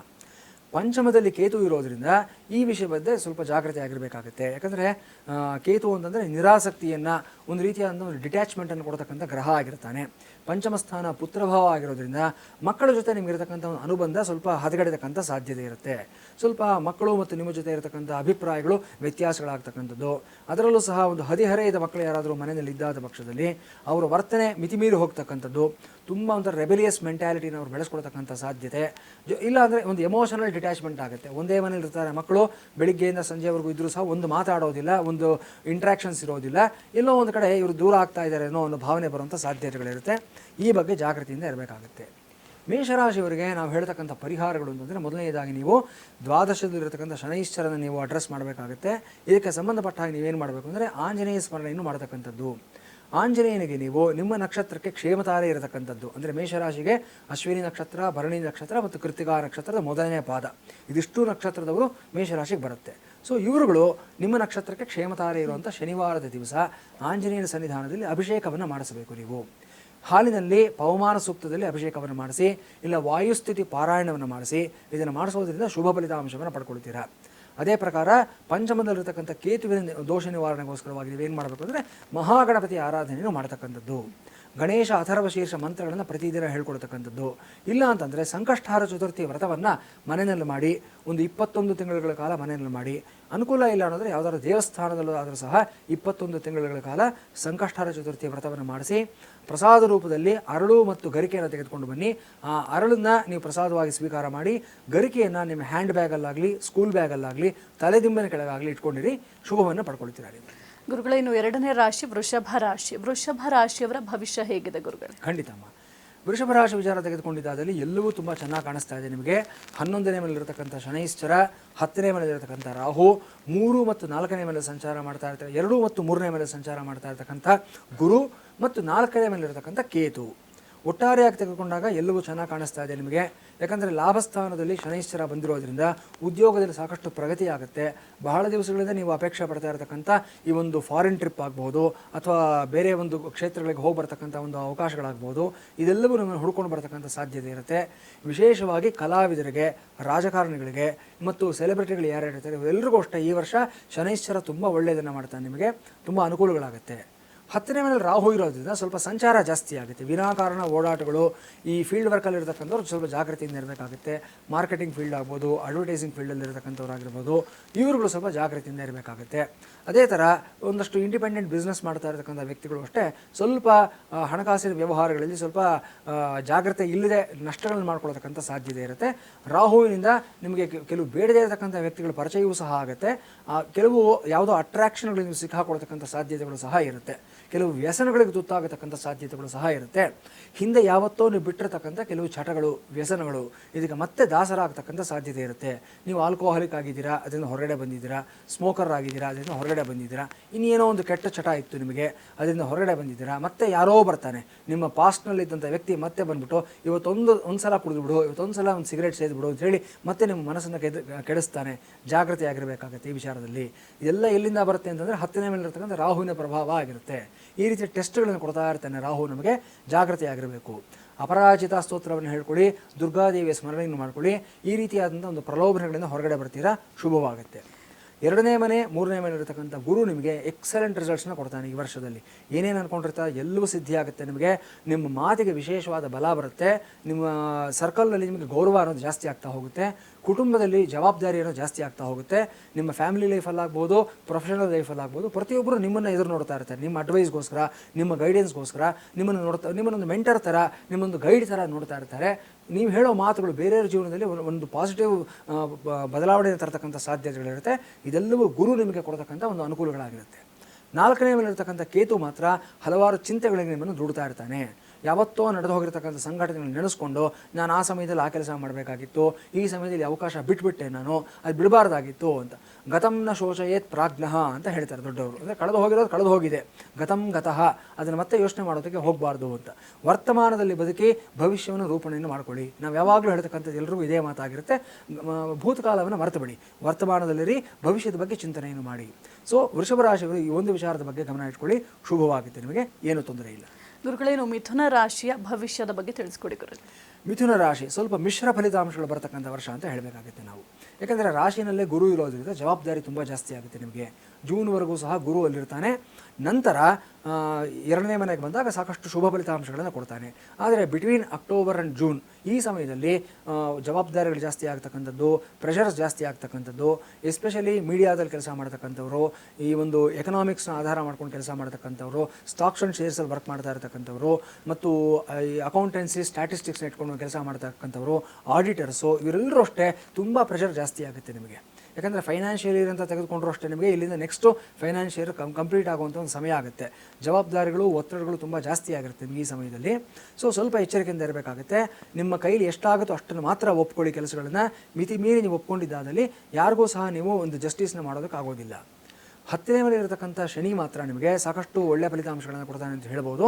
ಕೆಲವೊಂದು ನಿಮ್ಮ ಮನಸ್ಸಿನಲ್ಲಿ ಒಂದು ಆತ್ಮಾವಲೋಕನವನ್ನು ಹುಟ್ಟಿಸ್ತಾನೆ ಶನೈಶ್ಚರ ಈ ಸಮಯದಲ್ಲಿ. ಅಂದರೆ ನಿಮ್ಮನ್ನು ನೀವೇ ಪ್ರಶ್ನೆ ಮಾಡ್ಕೊಳ್ತಕ್ಕಂಥದ್ದು, ನಿಮ್ಮನ್ನು ನೀವು ಎಲ್ಲಿ ತಿದ್ಕೋಬೇಕು, ನಾನು ಎಲ್ಲಿ ಸರಿ ಮಾಡ್ಕೋಬೇಕು ಅನ್ನೋ ಒಂದು ಇಂಟ್ರಾಸ್ಪೆಕ್ಷನ್ ನಿಮ್ಮಲ್ಲಿ ಈ ಸಮಯದಲ್ಲಿ ಹುಟ್ಟಾಕ್ತಾನೆ. ಸಾಕಷ್ಟು ಮಾನಸಿಕವಾಗಿ, ಆಧ್ಯಾತ್ಮಿಕವಾಗಿ ಬದಲಾವಣೆ ಆಗ್ತೀರಾ ಈ ಸಮಯದಲ್ಲಿ. ನೀವು ಒಂದು ಸ್ಪಿರಿಚುವಲ್ ಮೆಚ್ಯೂರಿಟಿ ಅನ್ನತಕ್ಕಂಥದ್ದು ನಿಮ್ಮಲ್ಲಿ ಬರುವಂಥ ಸಾಧ್ಯತೆಗಳಿರುತ್ತೆ. 9ನೇ ಮೇಲೆ ಇರತಕ್ಕಂಥ ರಾಹು ಪೂರ್ವ ಪುಣ್ಯ ಸ್ಥಾನದಲ್ಲಿ ಮಾತಾಮಹಕಾರಕ ರಾಹು ಇರೋದ್ರಿಂದ ಈ ಸಮಯದಲ್ಲಿ ಪಿತ್ರಾರ್ಜಿತ ಆಸ್ತಿ, ಅದರಲ್ಲೂ ತಾಯಿ ಕಡೆಯಿಂದ ಏನಾದರೂ ಬರಬೇಕಾಗಿದ್ದಲ್ಲಿ ಅದೆಲ್ಲವೂ ಬರುವಂಥ ಒಂದು ಯೋಗ ನಿಮಗೆ ಇಲ್ಲಿ ಸ್ಪಷ್ಟವಾಗಿ ಗೋಚರವಾಗ್ತಾ ಇದೆ. ಸೊ ಏನೇ ತಗಾದೆಗಳಿದ್ದರೂ ಸಹ ಅದನ್ನು out of the court settlement ಮಾಡ್ಕೊಳ್ಳೋದಕ್ಕೆ ನೀವೇ ಒಂದು ಪ್ರಪೋಸಲನ್ನು ಕೊಡಿ. ಖಂಡಿತವಾಗ್ಲೂ ನಿಮಗೆ ನೀವು ಅಂದ್ಕೊಂಡಿದ್ದಕ್ಕಿಂತ ಒಳ್ಳೆಯ ಫಲಿತಾಂಶ ಬರುತ್ತೆ. ಕೋರ್ಟ್ ಮೂಲಕನೇ ಸೆಟಲ್ ಮಾಡ್ತೀನಿ ಅಂತ ದಯವಿಟ್ಟು ಹೋಗಬೇಡಿ. ಇದು ಸಮಸ್ಯೆಗಳು ಜಾಸ್ತಿ ಆಗುತ್ತೆ. ಕೂತು ಮಾತನಾಡಿ ವ್ಯವಹರಿಸಿ ಸಮಸ್ಯೆಯನ್ನು ಬಗೆಹರಿಸ್ಕೊಳ್ಳೋದಕ್ಕೆ ಪ್ರಯತ್ನ ಮಾಡಿ. ನಿಮ್ಮ ಸೋದರ ಮಾವ ಆಗಿರ್ಬೋದು, ನಿಮ್ಮ ತಾತ ಆಗಿರ್ಬೋದು, ನಿಮ್ಮ ಅಜ್ಜಿ ಆಗಿರ್ಬೋದು, ಖಂಡಿತವಾಗ್ಲೂ ಒಂದು ಒಪ್ಪಂದಕ್ಕೆ ಬರ್ತಾರೆ, ಒಂದು ಒಮ್ಮತಕ್ಕೆ ಬರ್ತಾರೆ, ಒಳ್ಳೆಯದಾಗುತ್ತೆ. 3ನೇ ಮನೆಯಲ್ಲಿರತಕ್ಕಂಥ ಕೇತು ನಿಮಗೆ ಸ್ವಲ್ಪ ಸಾಕಷ್ಟು ಬದಲಾವಣೆಗಳನ್ನು ಕೊಡ್ತಾನೆ. ನಿಮ್ಮ ಹಿಡನ್ ಟ್ಯಾಲೆಂಟ್ಸ್ ಅನ್ನತಕ್ಕಂಥದ್ದು ಏನಿದೆ, ನಿಮ್ಮ ಹಿಡನ್ ಫೋರ್ಸ್ ಅನ್ನತಕ್ಕಂಥದ್ದು ಏನಿದೆ, ಅದನ್ನು ಹೊರಗಡೆ ತರೋದಕ್ಕೆ ಸರಿಯಾದ ವೇದಿಕೆಗಳನ್ನು ಕೊಡ್ತಾನೆ ಈ ಸಮಯದಲ್ಲಿ. ಅದನ್ನು ಸದ್ಬಳಕೆ ಮಾಡ್ಕೋಬೇಕು ನೀವು. ಸೊ ಯಾವತ್ತೋ ನೀವು ಬಿಟ್ಟಿರ್ತಕ್ಕಂಥ ಒಂದು ಪ್ಯಾಷನ್ ಆಗಿರ್ಬೋದು, ಒಂದು ಹಾಬಿ ಆಗಿರ್ಬೋದು, ಅದನ್ನು ಮತ್ತೆ ಪ್ರಾರಂಭ ಮಾಡೋದಕ್ಕೆ ಅವಕಾಶಗಳನ್ನು ಕೊಡ್ತಾನೆ ಕೇತು. ಶುಭವಾಗಿದೆ, ಏನೂ ತೊಂದರೆ ಇಲ್ಲ. ಮಿಥುನ ರಾಶಿನವರು ಮುಖ್ಯವಾಗಿ ಗಮನಿಸ್ಕೋಬೇಕಾಗಿರ್ತಕ್ಕಂಥದ್ದು 10ನೇ ಮೇಲಿರತಕ್ಕಂಥ ಶನೈಶ್ಚರನ ಬಗ್ಗೆ ಸ್ವಲ್ಪ ಜಾಗೃತಿಯಿಂದ ಇರಬೇಕಾಗುತ್ತೆ. ಮನೆದೇವರನ್ನ ಆರಾಧನೆಯನ್ನು ಮಾಡೋದು, ನಿಮ್ಮ ಕುಲದೇವರ ಸನ್ನಿಧಾನಕ್ಕೆ ಹೋಗ್ಬಿಟ್ಟು ಅಲ್ಲಿ ಪೂಜೆಯನ್ನು ಮಾಡಿಸ್ಕೊಂಡು ಬಂದಿದ್ದಾದಲ್ಲಿ ಶುಭವಾಗುತ್ತೆ. ಶನಿ ಶಿಂಗಾಪುರಕ್ಕಾಗಲಿ ಅಥವಾ ಶನೈಶ್ಚರನ ದೇವಸ್ಥಾನಕ್ಕಾಗಲಿ 9 ಶನಿವಾರಗಳ ಕಾಲ ಹೋಗಿ ಎಳ್ಳೆಣ್ಣೆ ದೀಪ ಹಚ್ಬಿಟ್ಟು ಬನ್ನಿ, ಒಳ್ಳೆಯದಾಗುತ್ತೆ. ಗುರುಗಳೇನು ಕರ್ಕಾಟಕ ರಾಶಿಯ ಭವಿಷ್ಯ ಹೇಗಿದೆ ತಿಳಿಸ್ಕೊಡಿ ಗುರು. ಕರ್ಕಾಟಕ ರಾಶಿ ಮತ್ತು ಈ ರಾಶಿಯವ್ರಿಗೂ ಅಷ್ಟೇ ನಾನು ಮಿಶ್ರ ಫಲಿತಾಂಶಗಳು ಬರುವಂಥ ಒಂದು ಸಂದರ್ಭ. ಸ್ವಲ್ಪ ಜಾಗೃತಿಯಾಗೇ ಇರಬೇಕು ಅಂತ ಹೇಳಬೇಕಾಗುತ್ತೆ. ಯಾಕಂದರೆ ನಿಮಗೆ 55-45 ಫಲಿತಾಂಶ ಹೇಳಬೇಕಾಗುತ್ತೆ. 45 ಒಳ್ಳೆಯದಾದರೆ 55% ನಿಮಗೆ ಸ್ವಲ್ಪ ಆಪೋಸಿಟ್ ಆಗಿರುವಂಥ ಒಂದು ಸಂದರ್ಭ ಆಗಿರುತ್ತೆ. ನಿಮ್ಮ ರಾಶಿಯಿಂದ 12ನೇ ಮನೆಯಲ್ಲಿ ಗುರು ಇರುವಂಥ ಸಂದರ್ಭ. ಎಲ್ಲದಕ್ಕಿಂತ ತುಂಬ ಶುಭಪ್ರದವಾದ ಗ್ರಹ ನಿಮ್ಮ ರಾಶಿಗೆ 9ನೇ ಮನೆ 6ನೇ ಮನೆ ಅಧಿಪತಿಯಾದಂಥ ಗುರು 12ನೇ ಮನೆ ವ್ಯಯಸ್ಥಾನದಲ್ಲಿರೋದ್ರಿಂದ ಆರೋಗ್ಯದ ಬಗ್ಗೆ ತುಂಬ ಜಾಗ್ರತೆಯನ್ನು ವಹಿಸಬೇಕಾಗುತ್ತೆ ನೀವು. ಈ ಸಮಯದಲ್ಲಿ ಮಂಡಿ ನೋವು ಇರತಕ್ಕಂಥವ್ರು, ಲೋಯರ್ ಬ್ಯಾಕ್ ಪೈನ್ ಇರತಕ್ಕಂಥವ್ರು, ಮತ್ತು ಇತ್ತೀಚೆಗಷ್ಟೇ ಏನಾದರೂ ಈ ಒಂದು ಸ್ಪೈನಲ್ ಕಾರ್ಡ್ ಸಮಸ್ಯೆಗಳಿಂದ ನರಳಿರತಕ್ಕಂಥವ್ರು, ಅಥವಾ ಏನಾದರೂ ಟ್ರೀಟ್ಮೆಂಟು, ಒಂದು ಆಪರೇಷನ್ ಆಗಲಿ ಮತ್ತೊಂದಾಗಲಿ ತೊಗೊಂಡಿರ್ತಕ್ಕಂಥ ವ್ಯಕ್ತಿಗಳು ತುಂಬ ಜಾಗ್ರತೆಯಿಂದ ಇರಬೇಕಾಗುತ್ತೆ. ಜೊತೆಗೆ ಈ ಸಮಯದಲ್ಲಿ ಏನಾಗುತ್ತೆ ಅಂತಂದರೆ ನಿಮಗೆ ಅಷ್ಟಮ ಸ್ಥಾನದಲ್ಲಿ ರಾಹು ಇರೋದ್ರಿಂದ ಒಂದಷ್ಟು ವ್ಯಕ್ತಿಗಳು ನಿಮ್ಮನ್ನು ಸಮಸ್ಯೆಗಳಲ್ಲಿ ಸಿಕ್ಕಾಕ್ಸೋದಕ್ಕೆ ಕಾಯ್ತಾ ಇರ್ತಾರೆ. ನಿಮ್ಮ ಮೇಲೆ ಇಲ್ಲದೇ ಇರತಕ್ಕಂಥ ಅಪವಾದಗಳು, ಅಪಪ್ರಚಾರಗಳು ಮಾಡುವಂಥ ಸಾಧ್ಯತೆಗಳು ತುಂಬ ಸ್ಪಷ್ಟವಾಗಿ ಕಾಣಿಸ್ತಾ ಇದೆ. ನಿಮ್ಮ ಶತ್ರು ವರ್ಗದ ಬಗ್ಗೆ ಜಾಗೃತಿಯಿಂದ ಇರಬೇಕಾಗುತ್ತೆ. ಯಾವುದೋ ಒಂದು ರೀತಿಯಲ್ಲಿ ಅಟ್ಯಾಕ್ ಮಾಡೋದಕ್ಕೆ, ನಿಮ್ಮ ತೇಜೋವಧೆ ಮಾಡೋದಕ್ಕೆ ಸದಾಕಾಲ ನೋಡ್ತಾ ಇರ್ತಾರೆ. 2ನೇ ಮೇಲೆ ಇರತಕ್ಕಂಥ ಕೇತು ಕುಟುಂಬದ ವಾತಾವರಣದಲ್ಲಿ ಒಂದು ಅಶಾಂತಿ, ಒಂದು ಅಪನಂಬಿಕೆ ಇದೆಲ್ಲವನ್ನು ಕ್ರಿಯೇಟ್ ಮಾಡತಕ್ಕಂಥ ಸಾಧ್ಯತೆ ಇರುತ್ತೆ. ಮನೆಯಲ್ಲಿರ್ತಕ್ಕಂಥ ಸದಸ್ಯರು ಯಾರಿರ್ತಾರೆ ಒಬ್ಬರ ಮೇಲೆ ಒಬ್ಬರಿಗೆ ನಂಬಿಕೆ ಅನ್ನೋದು ಬರೋದಿಲ್ಲ. ತುಂಬ ಅನುಮಾನಾಸ್ಪದವಾದಂಥ ಒಂದು ವಾತಾವರಣ ಜಾಸ್ತಿ ಆಗುತ್ತೆ. ಮಾತಿಗೆ ಮಾತು ಬೆಳೆದು ಸ್ವಲ್ಪ ದೂರ ಆಗ್ತಕ್ಕಂಥ ಸಾಧ್ಯತೆಗಳು ಇವೆಲ್ಲವೂ ಗೋಚರವಾಗ್ತಾ ಇದೆ. ಒಂದೇ ಪ್ಲಸ್ ಪಾಯಿಂಟ್ ನಿಮ್ಗೆ ಏನಂತಂದರೆ ಜೂನ್ ನಂತರ ಗುರು ನಿಮ್ಮ ರಾಶಿಗೆ ಪ್ರವೇಶ ಮಾಡಿದಾಗ ಉಚ್ಚ ಸ್ಥಾನದಲ್ಲಿರ್ತಾನೆ. ಆಗ ಎಲ್ಲರೂ ಸಹ ನಿಮ್ಮನ್ನು ಸರಿಯಾಗಿ ಅರ್ಥ ಮಾಡ್ಕೊಳ್ತಾರೆ. ಅಲ್ಲಿವರೆಗೂ ನಿಮ್ಮನ್ನು ಅಪಾರ್ಥ ಮಾಡ್ಕೊಂಡಿರ್ತಾರೆ ಬಹಳಷ್ಟು ಜನ. ಯಾವಾಗ ಗುರು ಕರ್ಕಾಟಕ ರಾಶಿಗೆ ಪ್ರವೇಶ ಮಾಡ್ತಾನೋ ಆಗ ನಿಮ್ಮ ಮಾತಿಗೊಂದು ಬಲ ಬರುತ್ತೆ.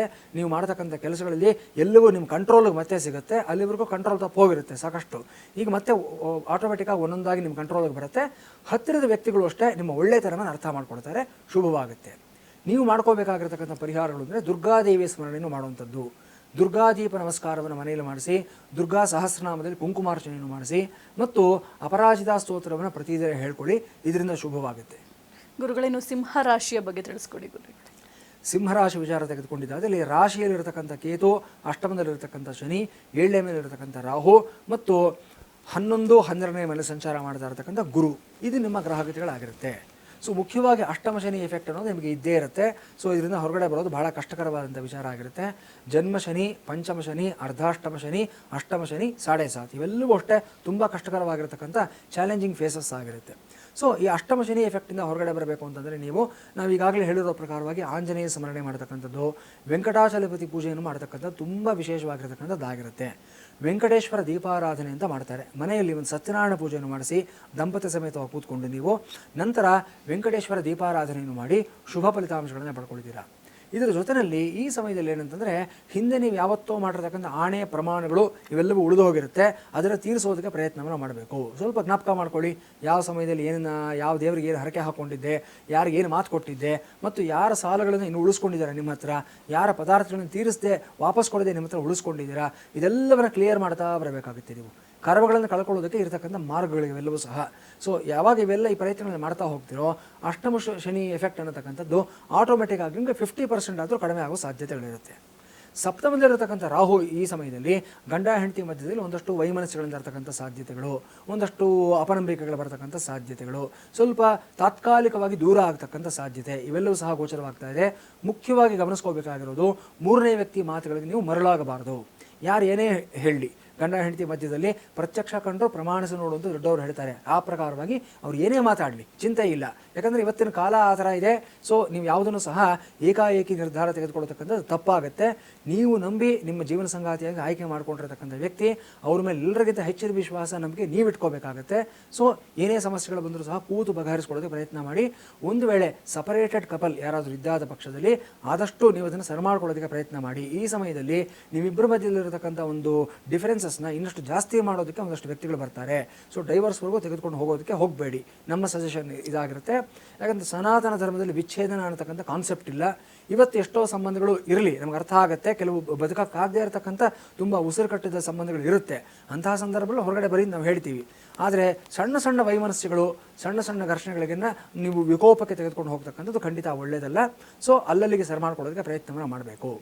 ರಾಶಿಯಲ್ಲಿರತಕ್ಕಂಥ ಕೇತು ನಿಮಗೆ ನಿರಾಸಕ್ತಿಯನ್ನು ಸಹ ಕೊಡ್ತಾನೆ. ಕೆಲಸಗಳಲ್ಲಿ ಒಂದು ರೀತಿಯಾದಂಥ ಒಂದು ಮಾಡಬೇಕೋ ಬೇಡವೋ ಅನ್ನತಕ್ಕಂಥ ಒಂದು ರೀತಿಯ ಮನೋಭಾವ ಇವೆಲ್ಲವೂ ಜಾಸ್ತಿ ಆಗ್ತಕ್ಕಂಥದ್ದು.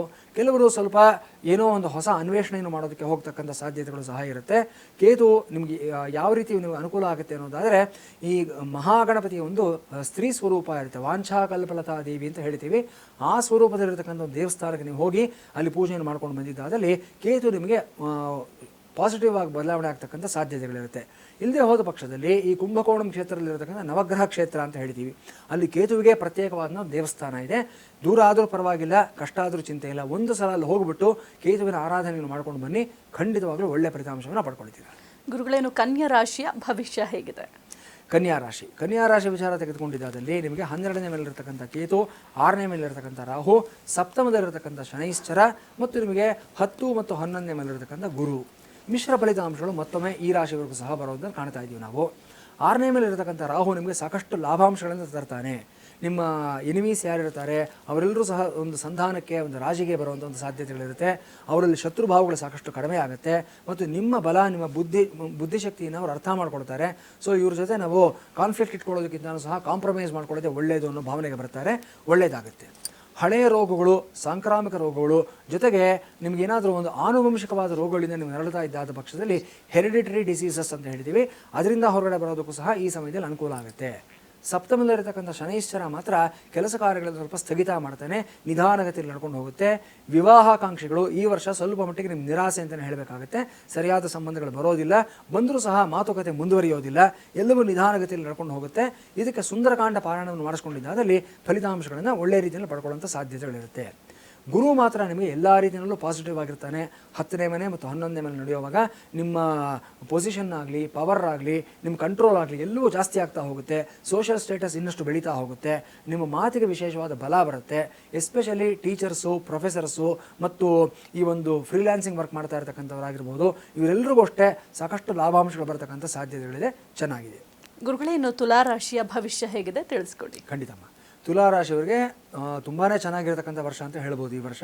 ಕಾರಣ 11ನೇ ಮನೆಯಲ್ಲಿರತಕ್ಕಂಥ ಕೇತು ಮತ್ತು 6ನೇ ಮನೆಯಲ್ಲಿರತಕ್ಕಂಥ ಶನೈಶ್ಚರ ಮತ್ತು ನಿಮಗೆ 9 ಮತ್ತು 10ನೇ ಮನೆಯಲ್ಲಿ ಸಂಚಾರ ಮಾಡ್ತಾ ಇರ್ತಕ್ಕಂಥ ಗುರು.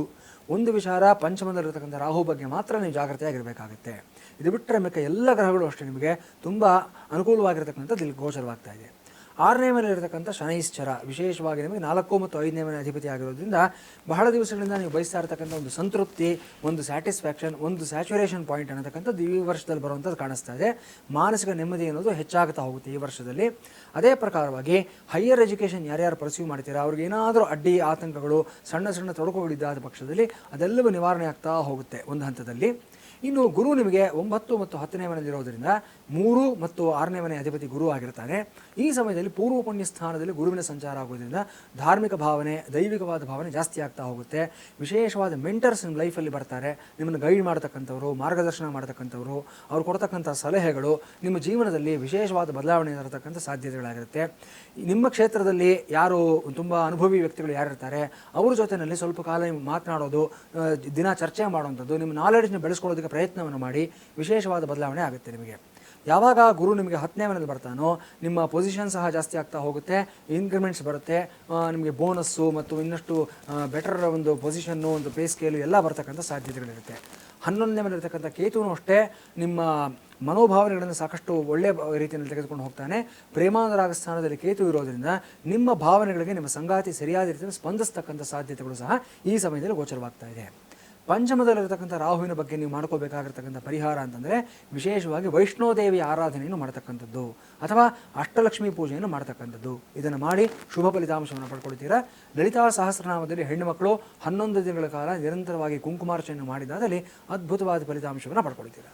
ಗುರುಗಳೇನು ವೃಶ್ಚಿಕ ರಾಶಿಯ ಭವಿಷ್ಯ ಹೇಗಿದೆ ತಿಳಿಸ್ಕೊಡಿ. ವೃಶ್ಚಿಕ ರಾಶಿ ವಿಚಾರ ತೆಗೆದುಕೊಂಡಿದ್ದಾದಲ್ಲಿ ಚತುರ್ಥದಲ್ಲಿರತಕ್ಕಂಥ ರಾಹು, ಪಂಚಮದಲ್ಲಿರತಕ್ಕಂಥ ಶನೈಶ್ಚರ ಮತ್ತು 8 ಮತ್ತು 9ನೇ ಮೇಲಿರತಕ್ಕಂಥ ಗುರು, 10ನೇ ಮೇಲಿರತಕ್ಕಂಥ ಕೇತು. ಸ್ವಲ್ಪ ಟೆಸ್ಟಿಂಗ್ ಪೀರಿಯಡ್ ಅಂತ ಹೇಳಬೇಕಾಗುತ್ತೆ. ಕಾರಣ ಪಂಚಮ ಶನಿ. ನಿಮಗೆ ಈ ಪಂಚಮ ಶನಿ ಏನೇನೆಲ್ಲ ಸಮಸ್ಯೆಗಳನ್ನು ಮಾಡುತ್ತೆ ಅನ್ನೋದನ್ನು ವಿಸ್ತಾರವಾಗಿ ನಾನು ಇದೇ ಅಶ್ವವೇಗ ಚಾನಲ್ನಲ್ಲಿ ಹಿಂದಿನ ಕಾರ್ಯಕ್ರಮದಲ್ಲಿ ಹೇಳಿದ್ದೀನಿ. ಸೊ ಪಂಚಮ ಶನಿ ಬಗ್ಗೆ ಜಾಗೃತಿಯಿಂದ ಇರಬೇಕಾಗುತ್ತೆ ನೀವು. ಚತುರ್ಥದಲ್ಲಿರತಕ್ಕಂಥ ರಾಹು ವಿದ್ಯಾಭ್ಯಾಸದಲ್ಲಿ ಒಂದು ಕಂಟಕವನ್ನು ತಂದು ಕೊಡ್ತಾನೆ. ಒಂದು ಸಣ್ಣ ಬ್ರೇಕ್ ಬರ್ತಕ್ಕಂಥ ಸಾಧ್ಯತೆ ಇರುತ್ತೆ. ಮಾನಸಿಕ ನೆಮ್ಮದಿ ಸ್ವಲ್ಪ ಕಡಿಮೆ ಆಗ್ತಕ್ಕಂಥ ಸಾಧ್ಯತೆ ಇರುತ್ತೆ. ವಿಶೇಷವಾಗಿ ಈ ಒಂದು ಡ್ರೈವರ್ ಕೆಲಸ ಮಾಡ್ತಕ್ಕಂಥವರಾಗಿರ್ಬೋದು ಅಥವಾ ಟೆಕ್ನಿಷಿಯನ್ಸ್ ಕೆಲಸ ಮಾಡ್ತಕ್ಕಂಥವರಾಗಿರ್ಬೋದು ಅಥವಾ ಒಂದು ಮೆಕ್ಯಾನಿಕಲ್ ವರ್ಕ್ ಮಾಡ್ತಕ್ಕಂಥವರಾಗಿರ್ಬೋದು ತುಂಬ ಜಾಗೃತಿಯಿಂದ ಇರಬೇಕಾಗುತ್ತೆ. ನೈಟ್ ಡ್ರೈವಿಂಗ್ ಮಾಡ್ತಕ್ಕಂಥದ್ದು, ಓವರ್ ಡ್ಯೂಟಿ ಮಾಡೋದನ್ನು ಅವಾಯ್ಡ್ ಮಾಡಬೇಕಾಗುತ್ತೆ ಈ ಸಮಯದಲ್ಲಿ.